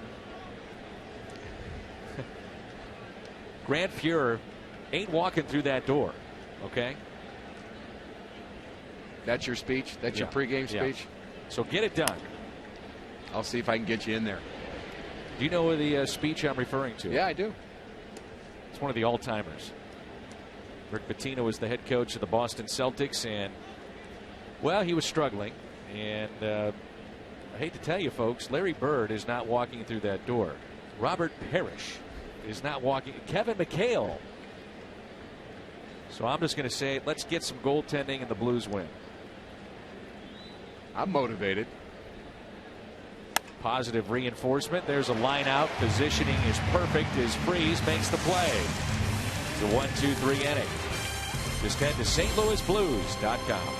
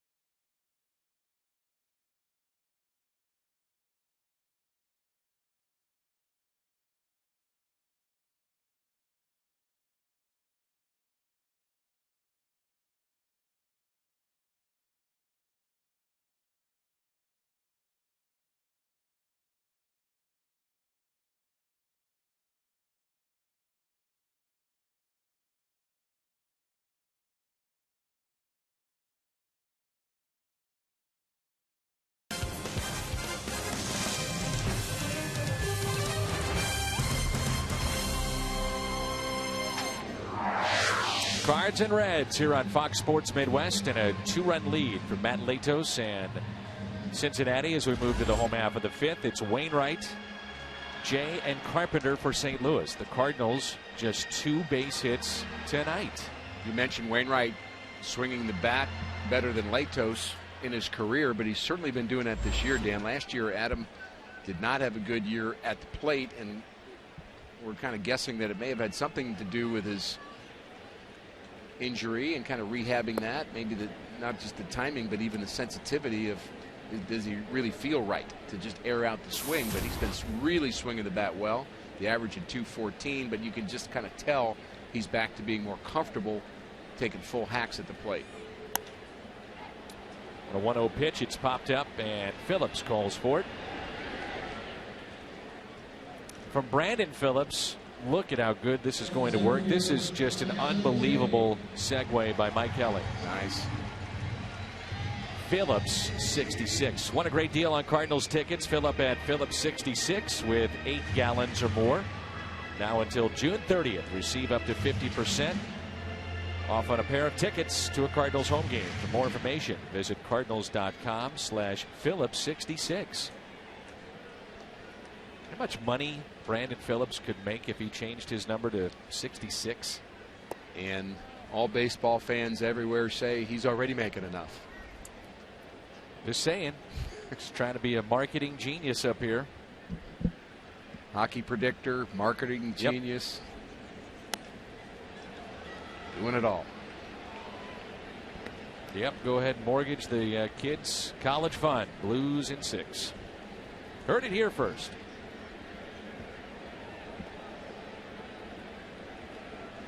One ball, one strike on John Jay, on base twice with a walk, and he's also been hit by a pitch. Really took something off that pitch. I think the decision to put him back in that leadoff spot here today has a lot to do with the success we talked about against Latos. Here's the curveball, no success on that particular pitch, but 9 for 20 in his career. He's been on base twice. You mentioned a walk and a hit by pitch. How about Michael Wacha tonight through 4 innings, no runs, ERA now at 1.67. Checking up on the Memphis Redbirds. John Mozeliak asked about Michael Wacha. Was he thought of as a guy that could be brought up right now? And he said, look, do we think this guy is going to be a stud and a star? Yes. Very similar to what we've seen from Adam Wainwright, his makeup, even the look of the two.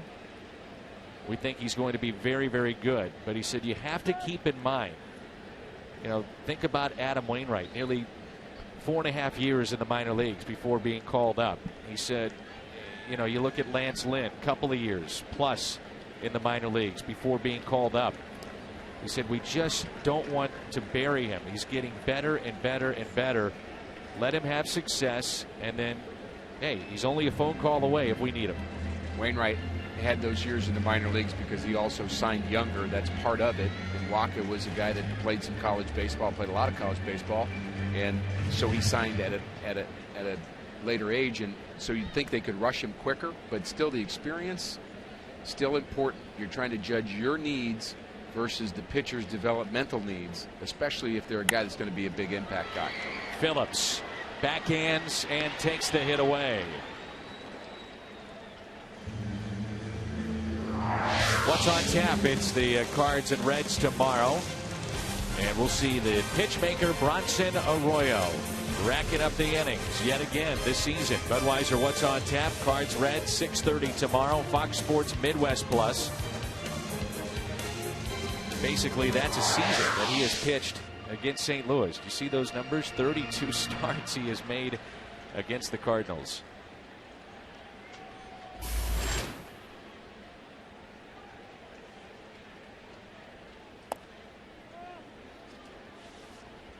Some good ones and some bad ones in there.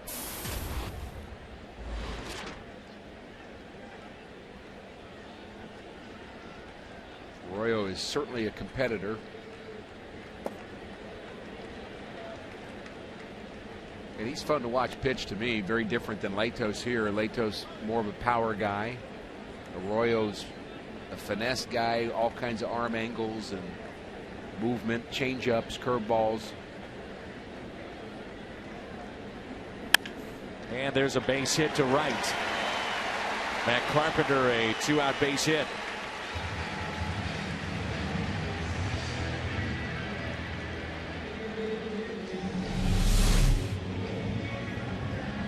No batting gloves. Matt Carpenter. Got a fastball to his liking.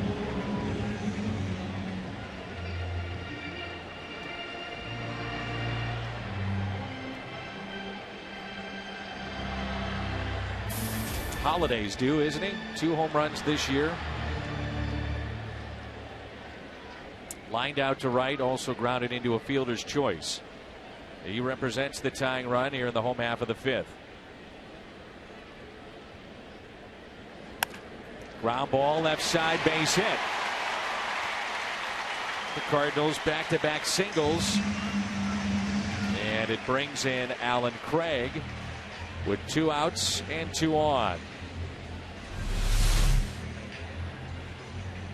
Matt Holliday finds a hole. He hits a lot of ground balls through the infield hard.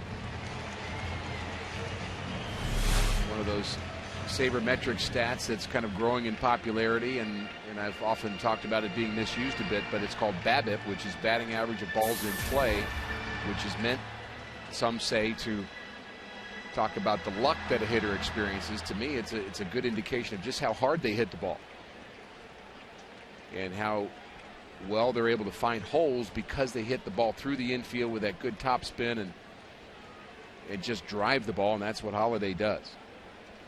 2 outs and 2 on for Alan Craig. Big gap in left center field.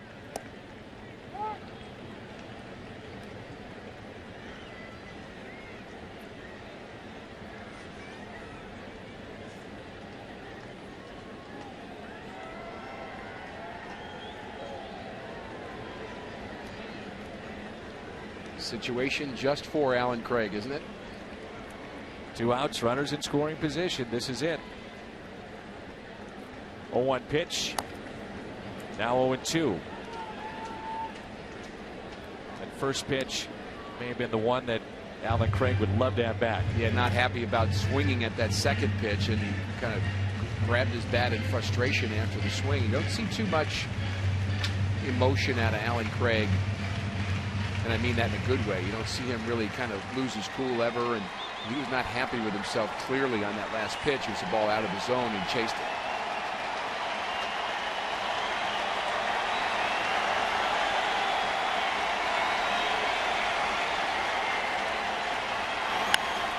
Little chopper up the middle. Phillips diving for the bag and got it. Again, Brandon Phillips saving a run. He's done that for the 2nd time tonight. First time was to his left. This one, the backhand to his right. And he beats Holliday to the second base bag.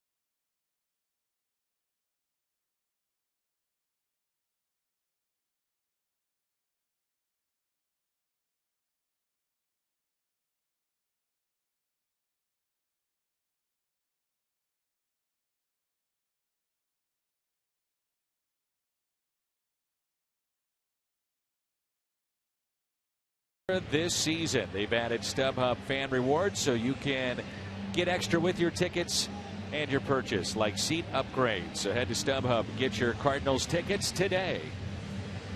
Along with Rick Horton, Jim Hayes, I'm Dan McLaughlin. Good ball game tonight. Cardinals trailing 2-0 as we move to the 6th inning here in St. Louis. And no surprise, Brandon Phillips right in the middle of things, Rick, especially with his glove. Well, he can hurt you with the glove as much as he can with the bat. We've seen him do it both ways. He can do it with his legs too. He runs well. 2-time All-Star, 3-time Gold Glover.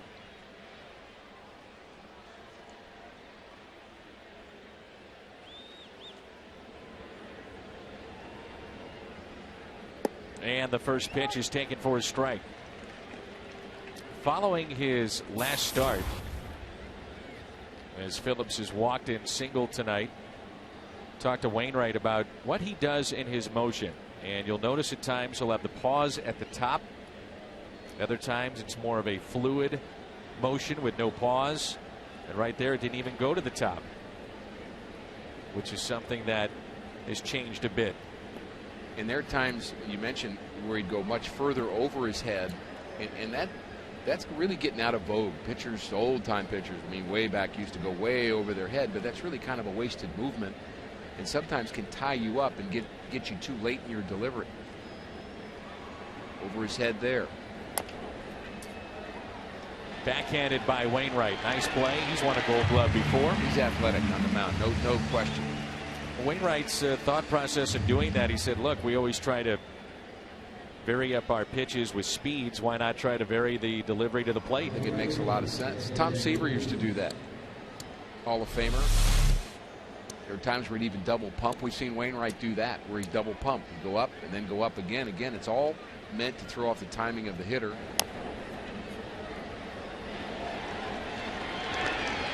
Al and I talked about it too. His index finger, haven't seen that up as much on the breaking ball. I asked him in Washington about that. He says, I don't even know. He said, it's all feel. If I go into the glove and I don't have the right grip, it may pop up, that index finger that we've seen at times with the breaking ball. And he said other times it doesn't.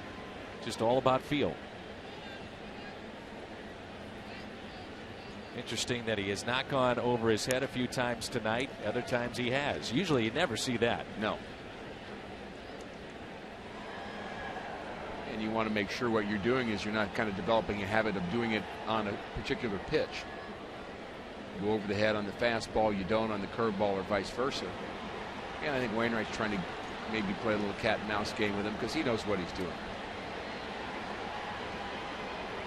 Trying to give the umpire, Paul Nart, our home plate umpire, a little bit of time here.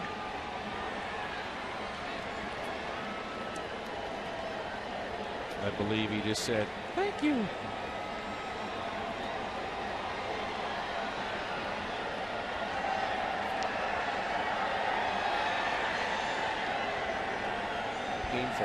Painful. Wouldn't want to be Paul Nart right now.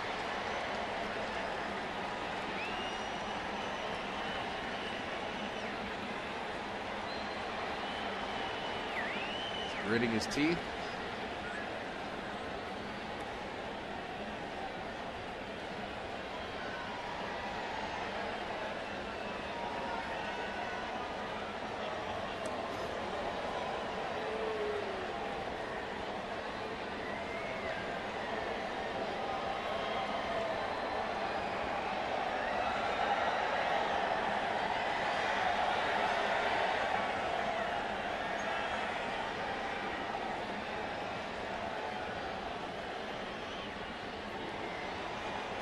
One out and nobody on, and here's an 0-2 pitch to Jay Bruce. For Wainwright, it is strikeout number 4 on the night. Pitch count is up to 85. Molina wants it up. He's asking for it up in the zone against the left-handed hitting Bruce, and that's exactly where it goes. Just out of the zone. Bruce can't lay off of that, and he can't hit it. Wainwright, Dan, we've talked about it. And really, it started in spring training with Rob Johnson, the AAA catcher, who talked to Wainwright about trying to get some fastball strikeouts up in the zone. Right. You're talking about what an organization does to help one another. Even a guy that didn't make the ball club, but yet, as a veteran catcher, saw that Wainwright's fastball up in the zone would complement the curveball. And he should try it. And Wainwright goes right to using it, and he's been successful with it.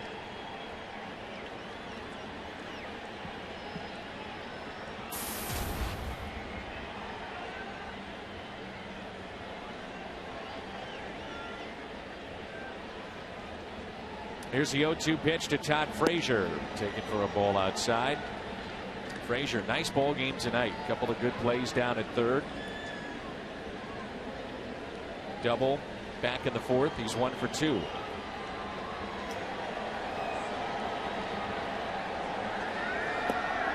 The check swing and did not go.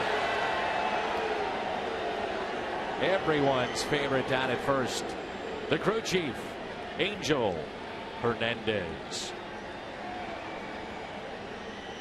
I sense some everybody's sarcasm. favorite. We love them. You're trying to love Let's them. go Blues. Angel. You're losing it, Dan. But I'm with you. I'm here to help. I'm here to help you. I do know where you're going. where I'm going. Yes, I do. Trying to get something going here. Cardinals aren't scoring.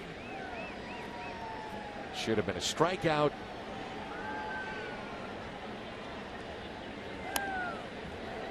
And I can't believe you contacted Ann between innings and said, honey, put the house up. Blues in 6. I'm just backing you, Dan, is what I'm doing. Appreciate that. You said it. I believe it.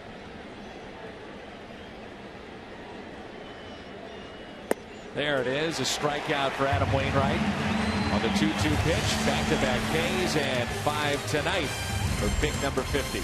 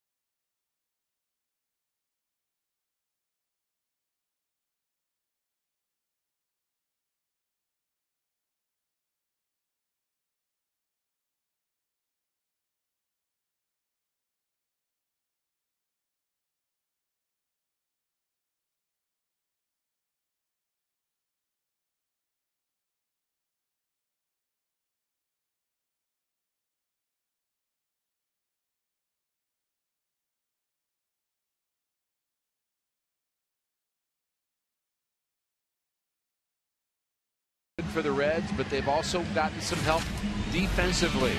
First, it's Todd Frazier, third baseman, taking a hit away from Ty Wigginton. That was early on. Then it's Brandon Phillips getting into the act. Backhand play. And to end the last inning up the middle against Allen Craig, the play and the dive to stop the Cardinal rally in the 5th inning. Brandon Phillips showing why he has those 3 Gold Gloves. Ricky, you and I were talking before the game. It's been roughly about a 12-inning swing if you go back to Saturday and then yesterday. This is prior to the game tonight, and yet it feels like the club has lost 7 or 8 in a row, and that's not the case. But yet they're not hitting. But here's Molina again, base hit up the middle, and he's 2 for 3. Yeah, I think there's almost just this degree of panic about it, Dan, and again, it's been 48 hours. Brings in David Freese. Search for the next Fox Sports Midwest girl. And that's happening right now. Log on to foxsportsmidwest.com for details and the chance to be the next Fox Sports Midwest girl. Base hit by Molina. Here's David Freese. He's 0 for 2. Cardinals coming off the road trip. Very good road trip. They win their first game at home. Everything's fine. Not holding Molina at first is Joey Votto. And so the relief pitching problem's not new, Dan. And I would say the lack of a full offense for the Cardinals isn't new either, but their starting pitching was just carrying them so long that I think losing a couple games here has kind of brought out the problems that the Cardinals do have. But overall, 14-10, a half game behind the Pirates, who are going to have some trouble in Milwaukee. They never play well in Milwaukee. The numbers are unbelievable. By the way, that's Gallardo that made that start. Kelly is getting loose in case spot for Wainwright comes up. It's something like 50-10.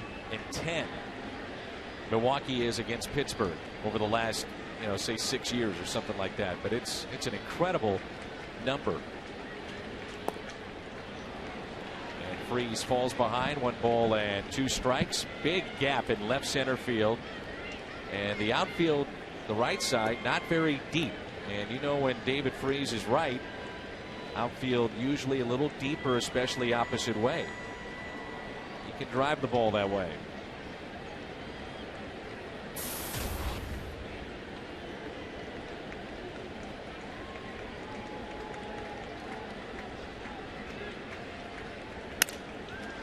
Broken bat and a double play. 6-4-3 on the double play. Freese is 0 for 3 on the night. It brings in Ty Wigginton.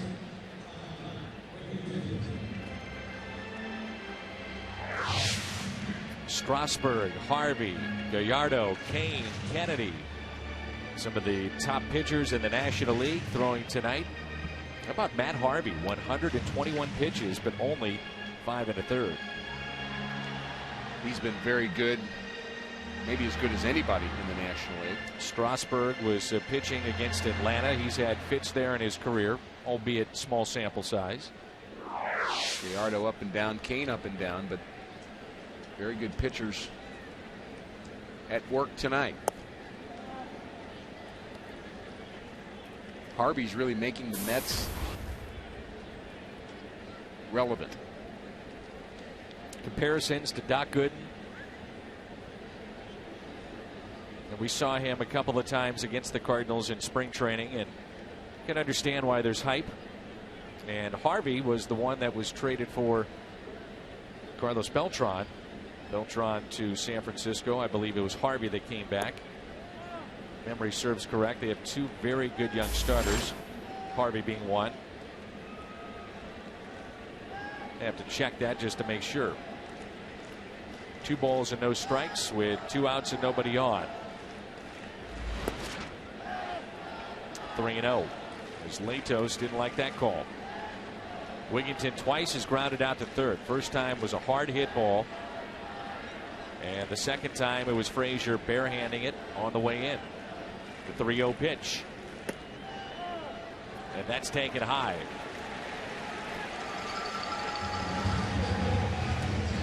You can understand why Latos is shaking his head. I mean, look at those last 2 pitches, look pretty good. Very close.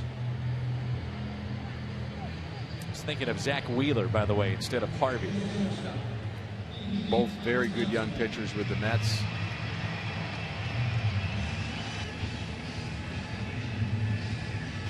So here is Pete Cosmo. And it's just another good reminder how your starting pitching can really influence the direction of a team. And again, a big positive for the Cardinals so far. It's taken inside, and now Mesoraco is going to go out and just calm down Matt Latos, I'm sure. Well, Latos, again, a little upset at a couple of the pitches that were not called strikes, so I think good timing here for Mesoraco. Well, I don't blame him. I mean, now all of a sudden he's going to have to go right over the middle of the plate, Rick. Well, and everybody knows that on the Reds, but you got to get Latos to start thinking about something else. Because if you're still mad about what happened, it's hard to deal with what's going on right now. And I know, Dan, you're not happy with the catcher going out to the mound because that's making the game longer. Not you, but those who believe that. Correct. Let me amend my statement. 1 ball, 1 strike.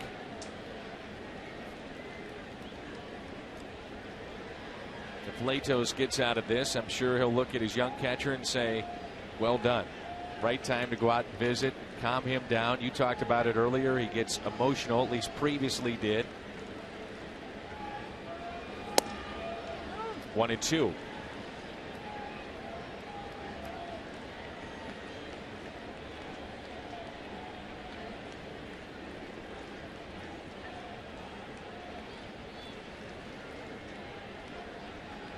Seven-game hitting streak for Cosma on the line. 2-2. Wainwright is on deck. Mike Matheny then would have the choice of either keeping and sticking with Adam Wainwright or pulling him back,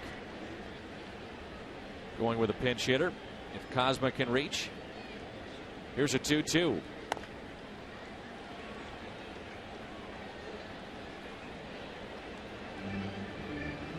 Be a nice option right there.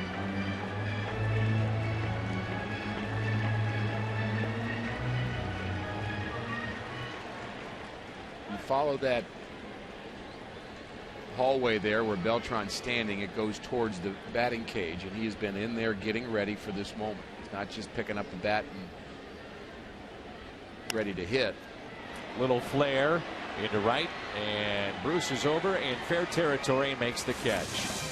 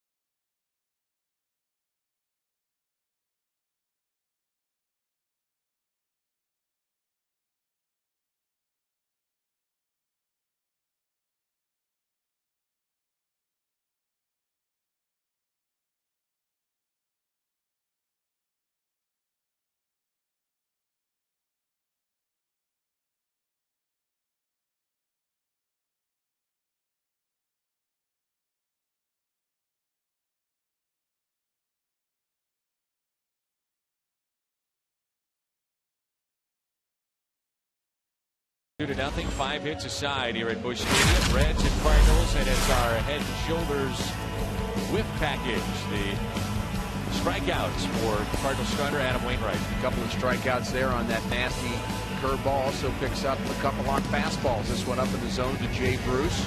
Wainwright doing a couple of different ways, and why the strikeout total has been so high this year for him is he's got a lot of ways to get that done. A lot of ways to finish off a hitter. Starting pitchers need to finish off batters, Dan. They need to finish off innings, and they need to finish off games. And that's Wainwright's job right now, to just keep going, keep pushing, and if the Cardinals can get some runs, he may find himself on the winning side. He's trying to pick up victory number 5. Cardinals have stranded an awful lot of runners here tonight. Cincinnati has stranded 4. St. Louis has left 8 on. I was taught something, Dan, to think about every start as a 3-3-inning game. And you pitch a 3-inning game because you don't want to think how much work you actually have down the road to throw those 120 pitches. But 3 innings, I can focus on that. Try to beat the other guy in 3 innings. And then when that's over, completely erase it from your mind, whether you won or lost, and just play that next little game. And I think the mental side of what a pitcher goes through is critical over the course of a game and a season. Because players don't really talk about the physical toll of playing this game, but the mental precision that it takes every day to focus on doing a skill that's pretty hard to do, it wears on you. Here's the 0-2 pitch to Paul, and he strikes out. Well, that is now 3 in a row for Adam Wainwright, and 6 tonight. Ladies, it's the perfect jersey to add to your closet and show your love for the Cardinals skipper. Saturday, May 11th, 25,000 fans, 16 and older, receive an AT&T pink ladies style Mike Matheny full button-down jersey. Bring your mom to the game. Pick one up for her Mother's Day weekend. May 11th, get your tickets at cardinals.com/promotions. Fly ball into shallow right, and it's Alan Craig.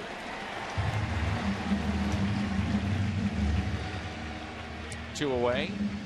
Tomorrow night, the Cardinals continue their series with the Reds. Blues take on the Kings. Game 1 of the playoffs. Blues Kings will be on Fox Sports Midwest, and Cards and Reds on Fox Sports Midwest Plus. So all you have to do to find the channel in your area, foxsportsmidwest.com.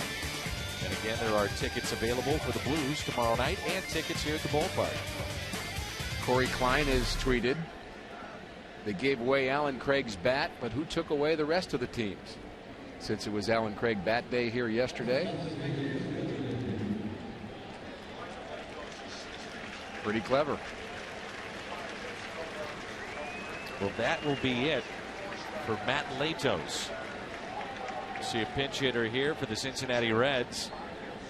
Who knows, that might be a good thing, as Latos has been very good, but they have a bullpen that on paper sets up very well for the Reds. Andrusik, Broxton, Chapman. 17 scoreless innings in a row now for Latos. And the pinch hitter is Donald Lutz, who has never played higher than Double-A until this moment. And he was hitting just over 200 in Double-A, but he's rated the #1 power prospect in the Reds organization. And a ground ball that is hit to second. Time to stretch. Nice outing by Adam Wainwright again. Only 5 hits allowed, but Cardinals trail 2-0.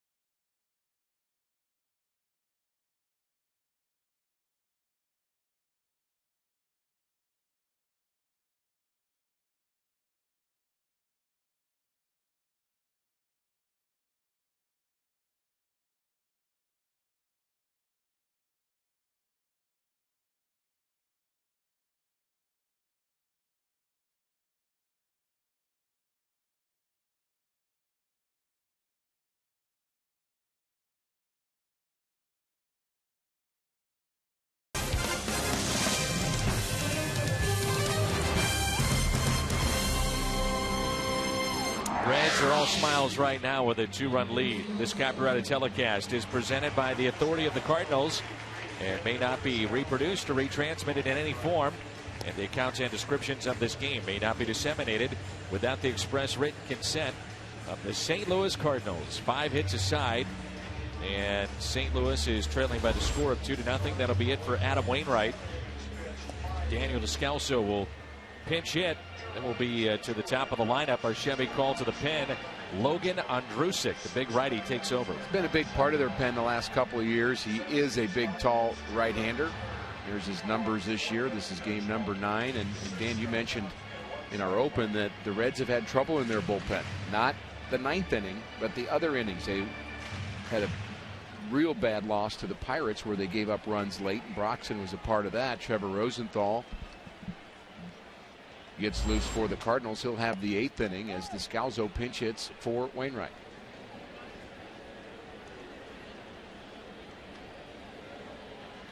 Daniel is 0 for 1 in his career against Andrusic. Now make it 0 for 2 as Votto steps on the bag for the out. Head back to the top of the lineup.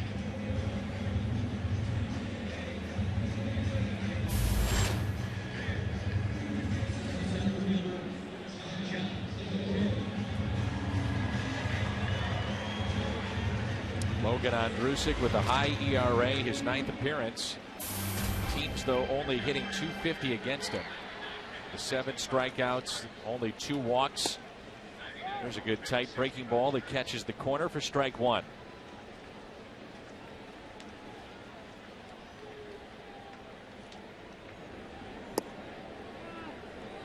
John Jay tonight. The walk, he's been hit by a pitch and was robbed by Brandon Phillips back in the 5th.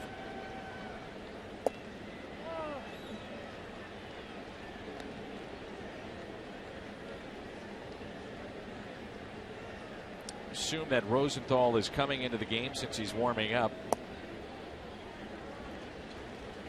And Rick, that'll be his 14th appearance.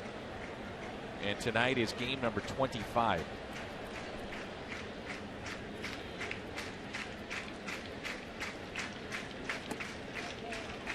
That's taken for a ball inside.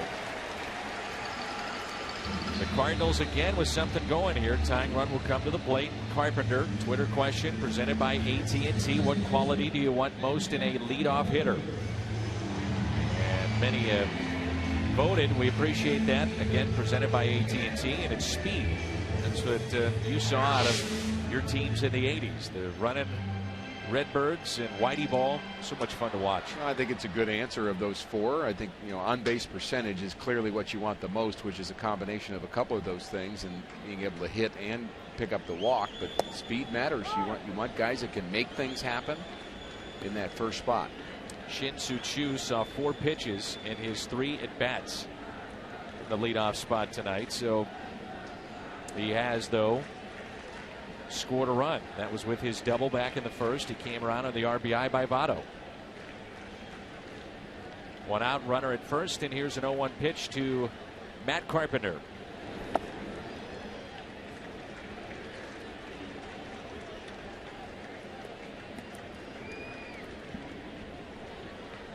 I think the real answer is you want a guy. The best answer, which was not one of our choices, is to have an on-base guy. Again, a combination. Choo leading the National League in that department.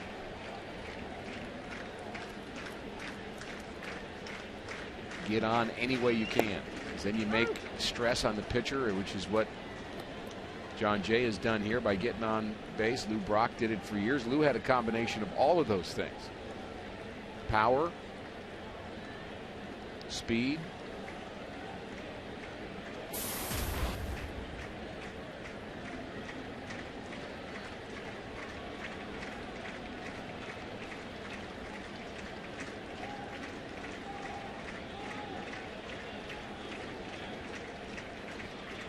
here's a 1-2 inside. He evens it up on Carpenter. 2 balls and 2 strikes. Getting into that territory from the Reds' point of view. This could be the game right here with what you have coming up after Carpenter. Chapman, if things go according to plan, is facing the bottom of the lineup potentially in the 9th instead of having the game on the line right here. 2-2 pitch. Spoiled.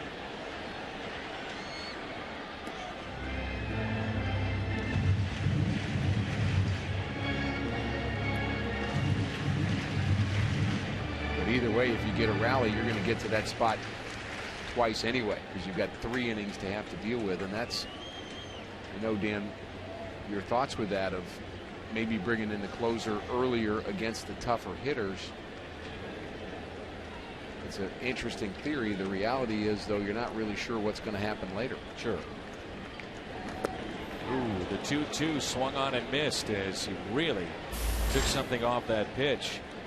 And Andrusik gets his first strikeout. Don't remember his breaking ball being that nasty. That's a big breaker, sharp. Can't lay off it.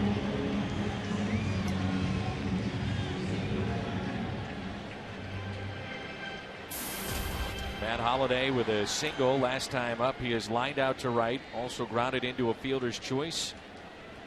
Average at 280.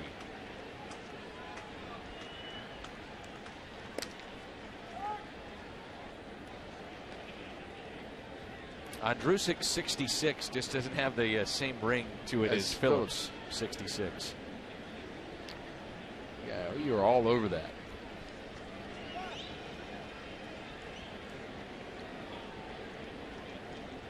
This, Rick, reports out of Atlanta concerning Steven Strasburg dealing with forearm tightness.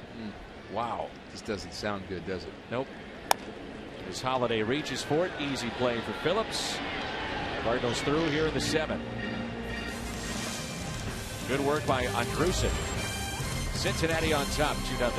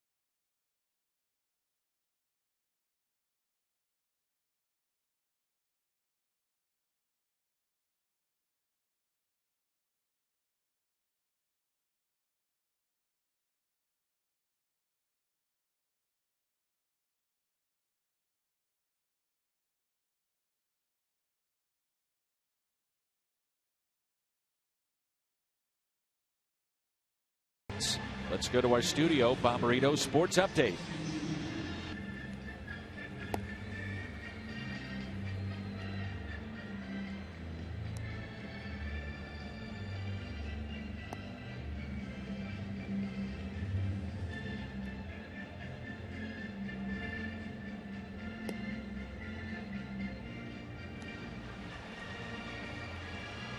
Chevy called to the pen. Randy Choate is into the game. How about John Buck? That's an amazing story unfolding right now for the Mets in the first month that he's had. One of the great months ever put together by opening months by a Mets catcher. There's a number of names in the top 10 in hitting in the National League, home runs, names you'd say, where did those guys come from and how are they having those kind of years? And, you know, there's that old saying, Dan, about things kind of evening out and people finding their level, and there is some of that that's true. And some guys have breakout years, but for the most part, you know, what you're hitting on April 28th may be exciting for you, but the real proof is what are you hitting on September 15th. John Mozeliak said that. You were talking about the Cardinal roster as Choate delivers the pitch to Shin-Soo Choo leading off for the Reds here in the 8th inning. He said, you know, the roster doesn't matter for opening day either. He was telling a bunch of people the roster that's really important is the roster that I'm dealing with in July, mid-July. And I think there's a lot of truth to that. Randy Choate starts this inning. Then you have Votto, arguably the best lefty in the lineup. So it's kind of interesting that this is where he wants to use Randy Choate. Now, it's not like he couldn't keep him in to face Cozart, then Votto as well, which he may. I think he will. I think he's in for this inning. Yeah, and that's the way that he would approach it here. And Dusty, the way he's done it with his lineup, it's a lefty here and Chu, and then you got righty, lefty, righty, lefty, righty, lefty. So it makes it very tough for matchups at the back end of games. And that's why he does it that way. That's part of making out a lineup, is spread out the left-handers if you can, if it's practical to do that. So Chu going deep in the count after swinging at the first pitch the first few times up. He's now worked a full count and maybe should have worked a walk.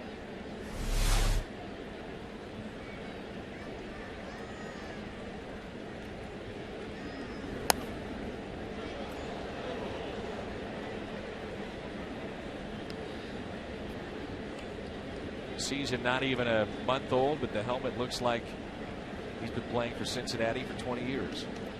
Craig Biggio, Manny Ramirez come to mind. Nasty stuff. Pine tar in the front.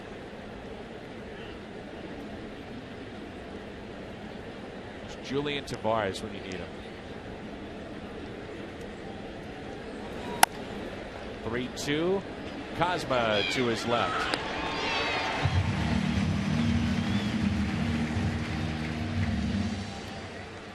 Randy Choate had a pretty tough spring, but slowly but surely getting outs and making a difference. AT&T Uverse Rewind. Get you caught up with, you're just joining us, Joey Votto, RBI single back in the first, and for Votto that was RBI number 11. Matt Latos, the starter for the Reds, 6 innings, 5 hits, no runs.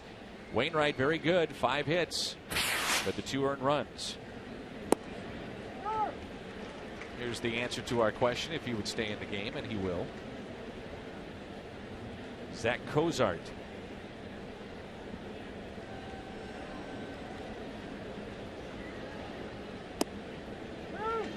Good looking slider there.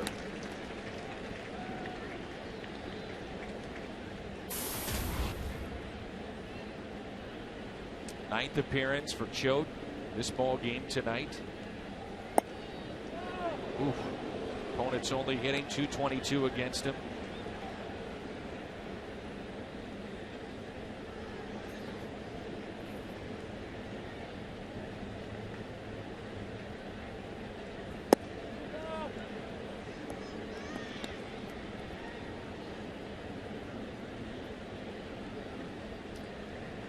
Cozart is hitting .219. Sacrifice back in the first. A single in the third and grounded out.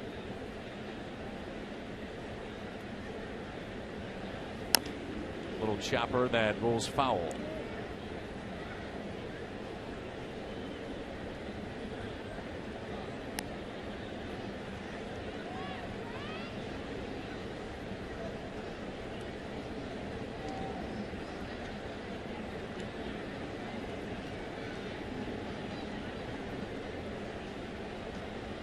Jake Westbrook has been on the tough luck end of some games. Don't stop cheering. This bullpen has let some leads go away, but the starting staff has been sensational. Collectively, starting 5 now, the ERA has dropped to, I believe it might be under 2 or right around 2. But either way, first month of the season, you couldn't ask for a better start from your 5 starters. And Wainwright's good. When you look at 7 innings, 2 runs, good here tonight. You're going to win 80% of those games or more. Go 7 innings, give up 2 runs.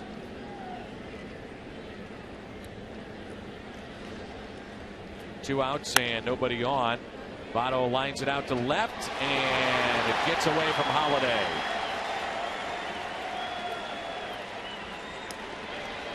Almost got Votto back in the bag at first. Good effort by Holiday.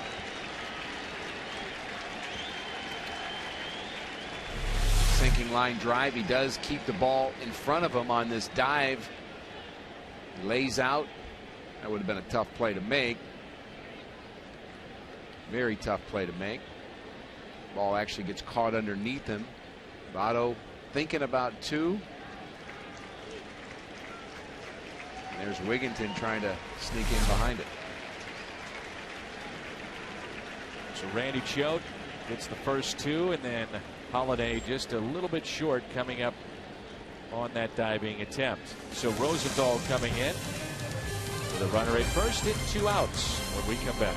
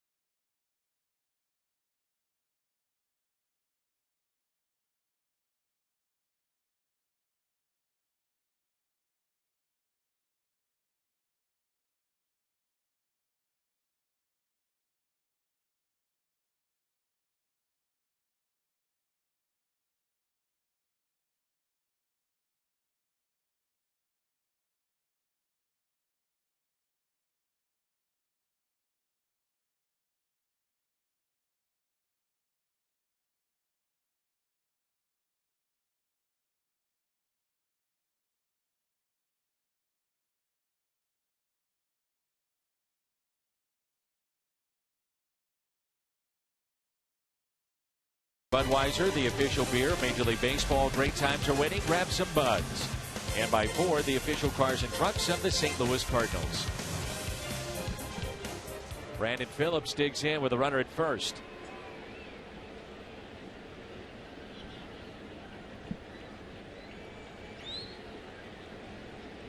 Chevy called to the pen. It's Rosenthal.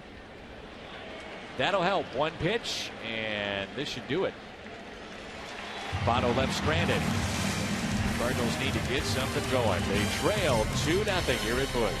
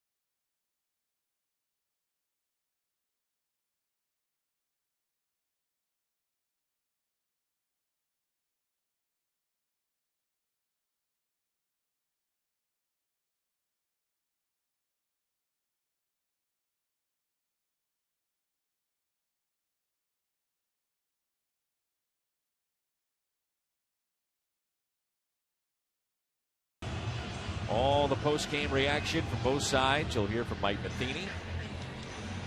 The Cardinals, though, need to get something going. They'll have to do it against now a setup man in Jonathan Broxton. Remember, The idea this offseason was that Chapman would move into the rotation. They re-signed Broxton. They picked him up late last year. He would have been their closer, and clearly gives them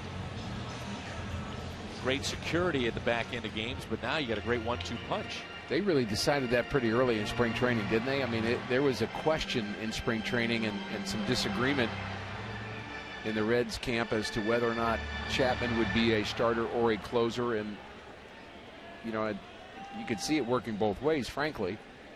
And the theory was that you weren't getting enough innings out of a guy that was the most dominating player on your team. But those innings are important innings. So would it be better to have him be a starter and dominate that way? Craig hits it down the right field line. That is fair. Into the corner. Alan Craig on his way to second base. Leadoff double, and yet again the Cardinals with the tying run coming to the plate.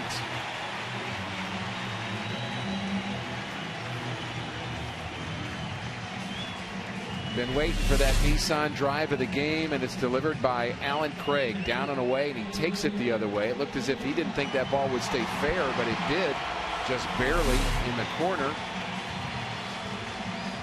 And I have a feeling we're going to have Mr. Chapman start to warm up here pretty soon. I don't know about you, Rick, but to me, as dominating as he was a year ago, and I understand it's not 200 innings, but it's the importance of the innings that he pitches in. To me, he's in the right place. I'm with you.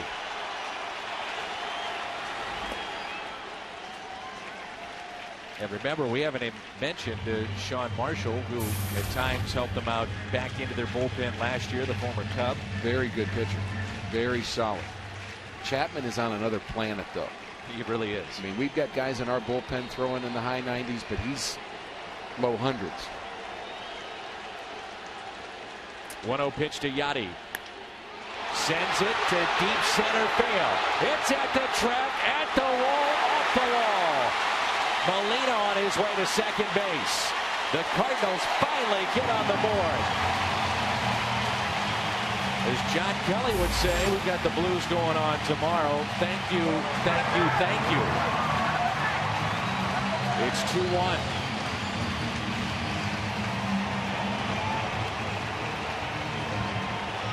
Holy jumping, as Darren Pang would say. Yadier Molina, his third hit of the night, and he very nearly tied this game. I thought that had a chance to maybe get out over that center field wall. That's a breaking pitch, and he's looking for it, sitting on it, driving it, and off the bottom of the center field wall. And I don't really know what all that sign language is all about, but it must be good. First run in the last 16 innings. If anybody in this lineup needs a big pick-me-up, it's this guy at the plate. This crowd comes alive. Freeze. And Broxton has Yachty between second and third. Wants to stay in the rundown. Molina will do so, allowing Freeze to advance to second base. Struggles continue for Freeze, who has not advanced the runner to third, and now there is one out. What a heads-up play by Yachty Molina, and these fans give him a standing ovation, understanding what he just did. Well, he's very conscious, and he's trying to tell David to get to second base. He's got to stay in the rundown as long as he can, and Broxton stopped running. That was the problem. He did the right thing. He got on the third base side of him, Dan, trying to get him to go back to second, but he stopped. And once he stopped, Yachty stopped, and now he's got to throw the baseball, and he stays in the rundown long enough, and here he is, Carlos Beltran. 1 for 7. Kind of been waiting for this at bat. We knew it was coming here tonight at some point. One out, runner at second base. Beltran on the first pitch. Get out of play. And it will. I know this goes against what many would believe, but as you look at this situation, I'm not saying intentionally walk Carlos Beltran and put the potential go-ahead run on, but you're dealing with Beltran here, or do you want to deal with Pete Kozma on deck? Well, clearly you'd rather deal with Pete Kozma than Carlos Beltran, but the reality would be you've only got one out. You're going to have to deal with more than just Pete Kozma. So if it were 2 outs, maybe a different story, but when you walk, I understand that. The tying run late in the right game. Now, this is the hottest bat the Cardinals have had, arguably, in the last 7 to 10 days, no going question. back to the series in Philly. And normally, I don't think we'd ever say that. And truthfully, the pinch hitter you're seeing after that is either Tony Cruz or Shane Robinson or Jermaine Curtis, the 3 remaining Cardinals on the bench. So certainly not the firepower that Beltran gives you. Here's the 0-1 pitch. Make it 0-2. You mentioned it earlier too, Rick, how Beltran is not shy about going after that first pitch. And here we are late in the game, down by a run, and first pitch hit out of play. Not right, not wrong. Just that's a lot of his style and how he goes after it. Exactly right. And I'm okay with it.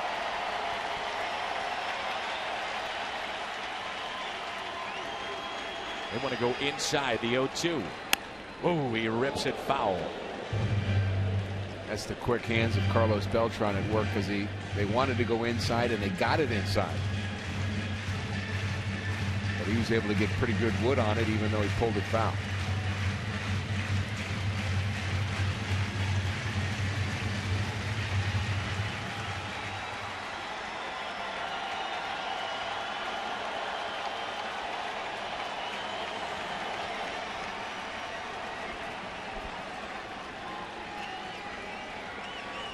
Think about Freeze's running speed, where the outfielders are at. They're deep. Rick, how would you rate the outfield arms of the Cincinnati Reds? Well, the best one's in right field. Jay Bruce has an outstanding arm. Not as familiar with Paul, haven't seen him play as much. Chu, not really a center fielder. He's really more of a left fielder. Playing the pull. They're very deep in the outfield as time is called. When they brought him over here, they were taking a chance putting Chu in center field. Jose Oquendo has some potentially important decisions ahead of him.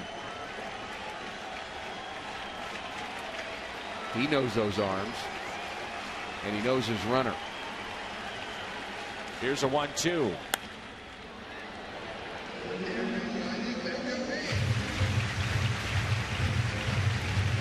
Wainwright tonight, 7 innings, the 5 hits, 2 earned runs. He walked 2, struck out 6, 99 pitches of work.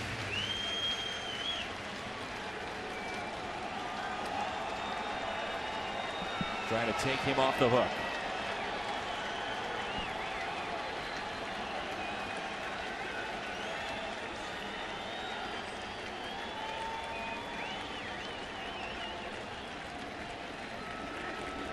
One-two pitch.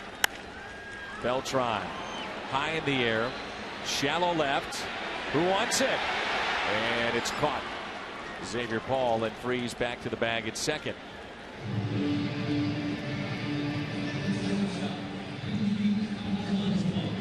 Beltran could not quite get on top of that pitch. They wanted it inside, and it was out over the plate. A bit of a sloppy cutter. And almost an adventure for the 3 fielders converging on that ball, Dan. I didn't see a lot of confidence on anybody's face or in their mannerisms going after that ball. I thought it might drop. Look at where Paul is playing, even here for Pete Kozma. Pretty deep out left. Sure is.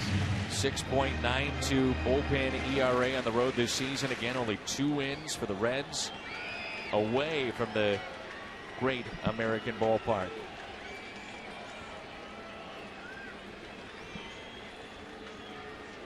Kozma has ended 3 innings tonight. He's saying not a 4th. Shane Robinson moved to the on-deck circle.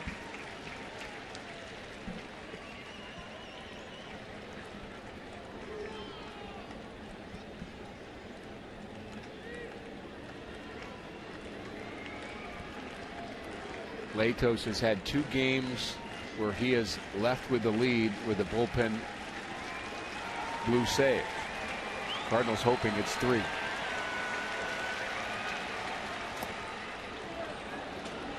One and one. Tough night for Cosma.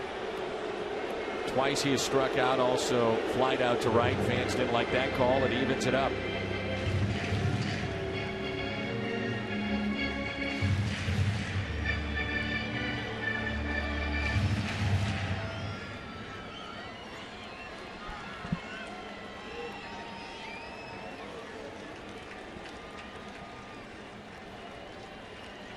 Anxious moments for both skippers. Pitch number 13 of the inning.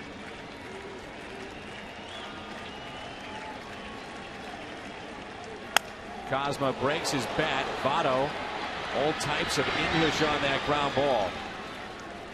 And he makes the play. Cardinals, though, get on the board. It's 2-1 as we head to the ninth.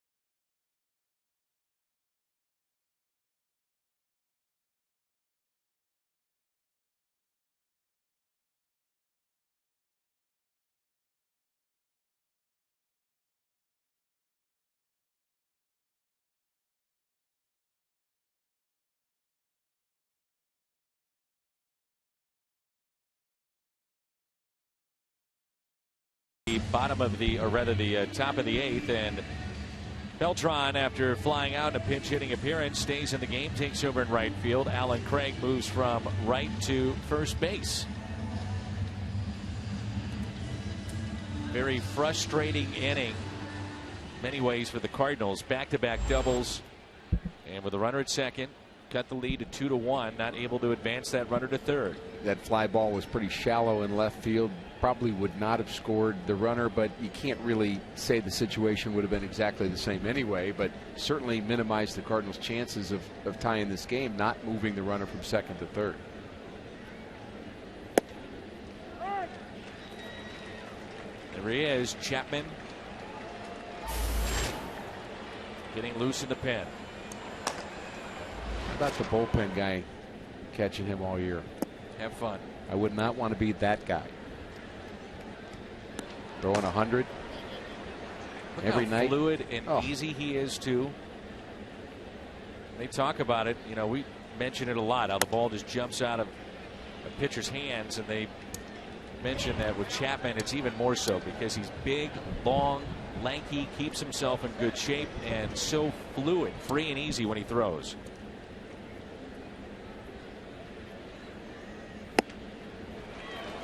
Pitch at 97 from Rosenthal, and the strikeout of Jay Bruce.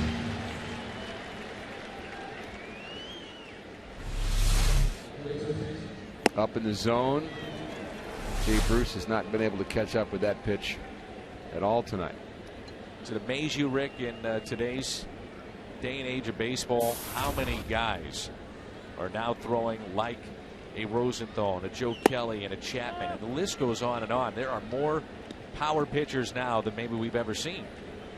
I think pitching has evolved over the years because there was a time not that long ago where pitchers were told not to lift, not to do any strength training, because that would take away from the kind of the suppleness of your arm and the arm speed, and it would actually be a negative. It would be if you build up your chest or even your biceps, it's just not good for a pitcher. And I think people have found that that was kind of an old wives' tale essentially, and you can maintain flexibility and strength, and I think that has led to more pitchers throwing in the high 90s. Not that pitchers didn't do that before, but there's so many more. Frazier, a high fly ball into center. You know, Rosenthal was at the ballpark just about every day of the offseason as he moved to the city. Wanted to work out at Busch Stadium. Did so with Chris Carpenter a bunch throughout this offseason, and actually added about 15 to 20 pounds of muscle. I'm not sure it really translates for those of you watching at home just how well put together and thick he is. He's a big kid.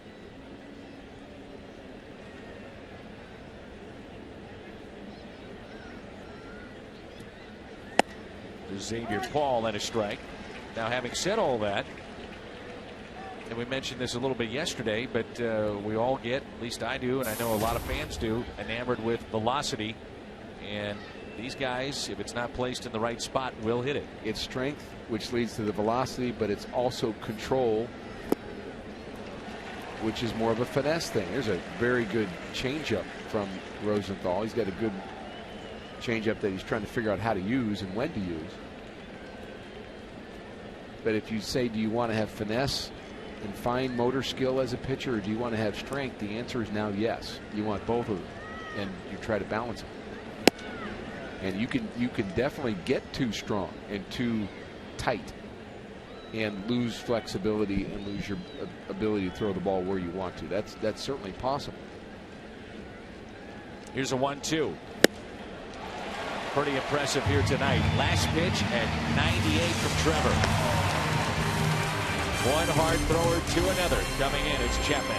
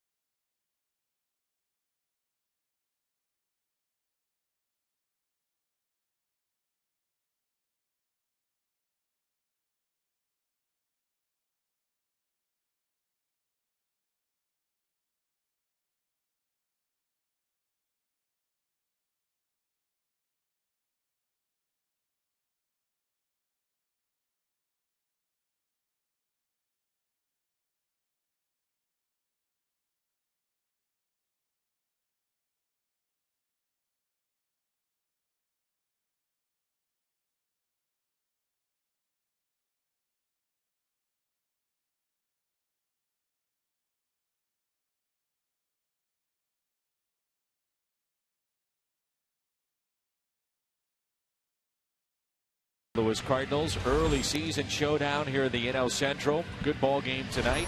Klondike moment of glory. Let's take you back to last season. Matt Carpenter. Would it be deep enough? Bruce. They would challenge. That's Tyler Green. He's safe, and the Cardinals win it. April 17th of last season here at Busch Stadium. And tonight they get the hard-throwing lefty. All-star last year, nearly perfect in the first half of last season, and that's Aroldis Chapman, .73 ERA, 5 of 5 in save opportunities. And when he's right, he's just so difficult to hit, not just because of the fastball, but he also has a nasty breaking ball to go along with it. And there are times where you see Chapman pitch 35 for 36 and save opportunities. You wonder how anybody hits him, but We've seen him have bad outings. He had a bad outing here in St. Louis where he couldn't throw a strike. Did that in Cincinnati against the Cardinals too.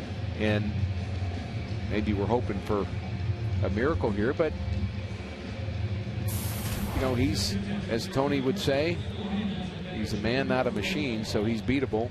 You just have to gear it up a little bit faster. If you're Shane Robinson, you got to be ready for that fastball, and you got to be ready now. It's 21 strikeouts in 12 1/3. Opponents hitting just 122 against him. The impressive part, as you talk about, Rick, the fact that he can hit triple digits consistently, only 3 walks this season.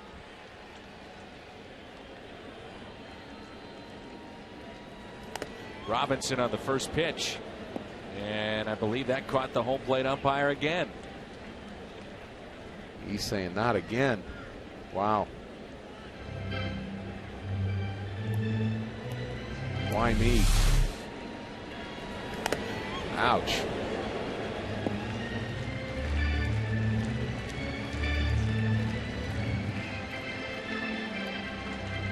I always find it interesting where an umpire positions himself, and you see there he's fully exposed for the most part, maybe about 3/4 exposed from where Mesoraco was set up on that pitch. And some umpires will move from pitch to pitch too.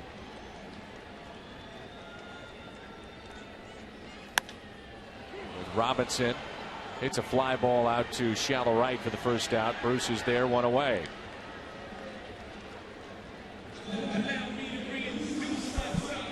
Not much you can do to prepare for a guy that throws like this. No, you just have to just gear up. You have to just think quicker. And the problem with thinking quicker, but you have to do it to catch up to the fastball, is it just makes you vulnerable to everything else. It makes you maybe expand the zone a little bit. You'll see players swing at pitches out of the zone more because they realize they have to be quicker to commit. You're thinking now.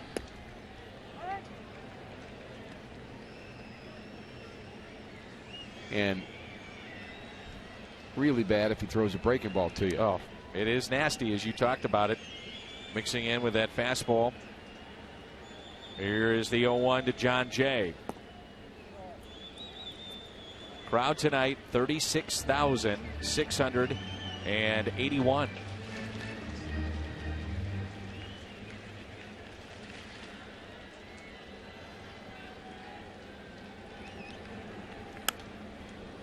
Have to give the Reds and Walt Jocketty credit, taking a chance and making a huge financial commitment at the time on a guy that was completely unproven to Major League Baseball. Cuban defector. He signed for just over $30 million, and in baseball terms, not a lot for a guy that's doing this. But you take that chance, and for low market teams, mid-market teams, sometimes you have to gamble, and it's worked. The guy sitting above him that we can barely see, who's blocked out right now, is Marty Meyer, who used to work with the Cardinals in the scouting department. And he's the head of scouting now for the Reds. Walt Jocketty took him over to Cincinnati, and so it's them making the decision, but they're relying on their scouts and their expertise and their folks that are saying, look, this guy's worth the effort. Chopper hit to short. 2 outs.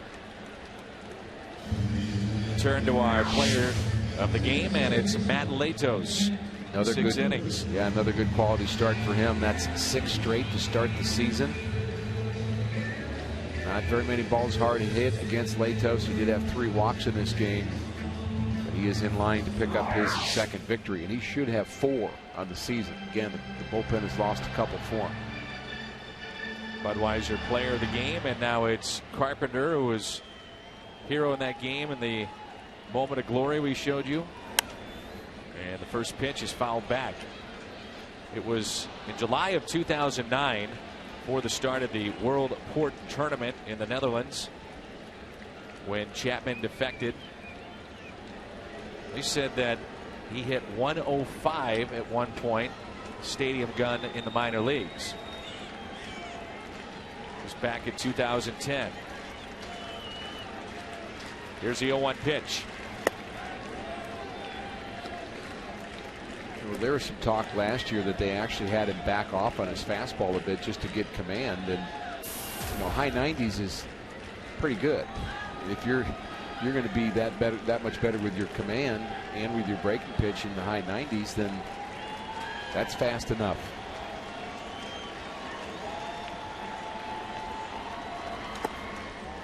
Oh, by the way, you're 6'4", you're put together, and you're left-handed.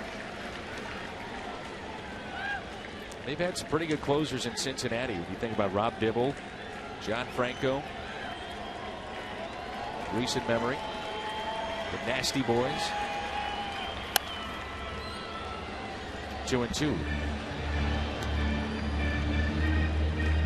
Matt Carpenter doing everything he can just to try to put the ball in play somewhere. That's all you can do. Is you don't want to be defensive, but you just want to try to just meet the pitch somewhere, soft liner, anything you can do to find a hole.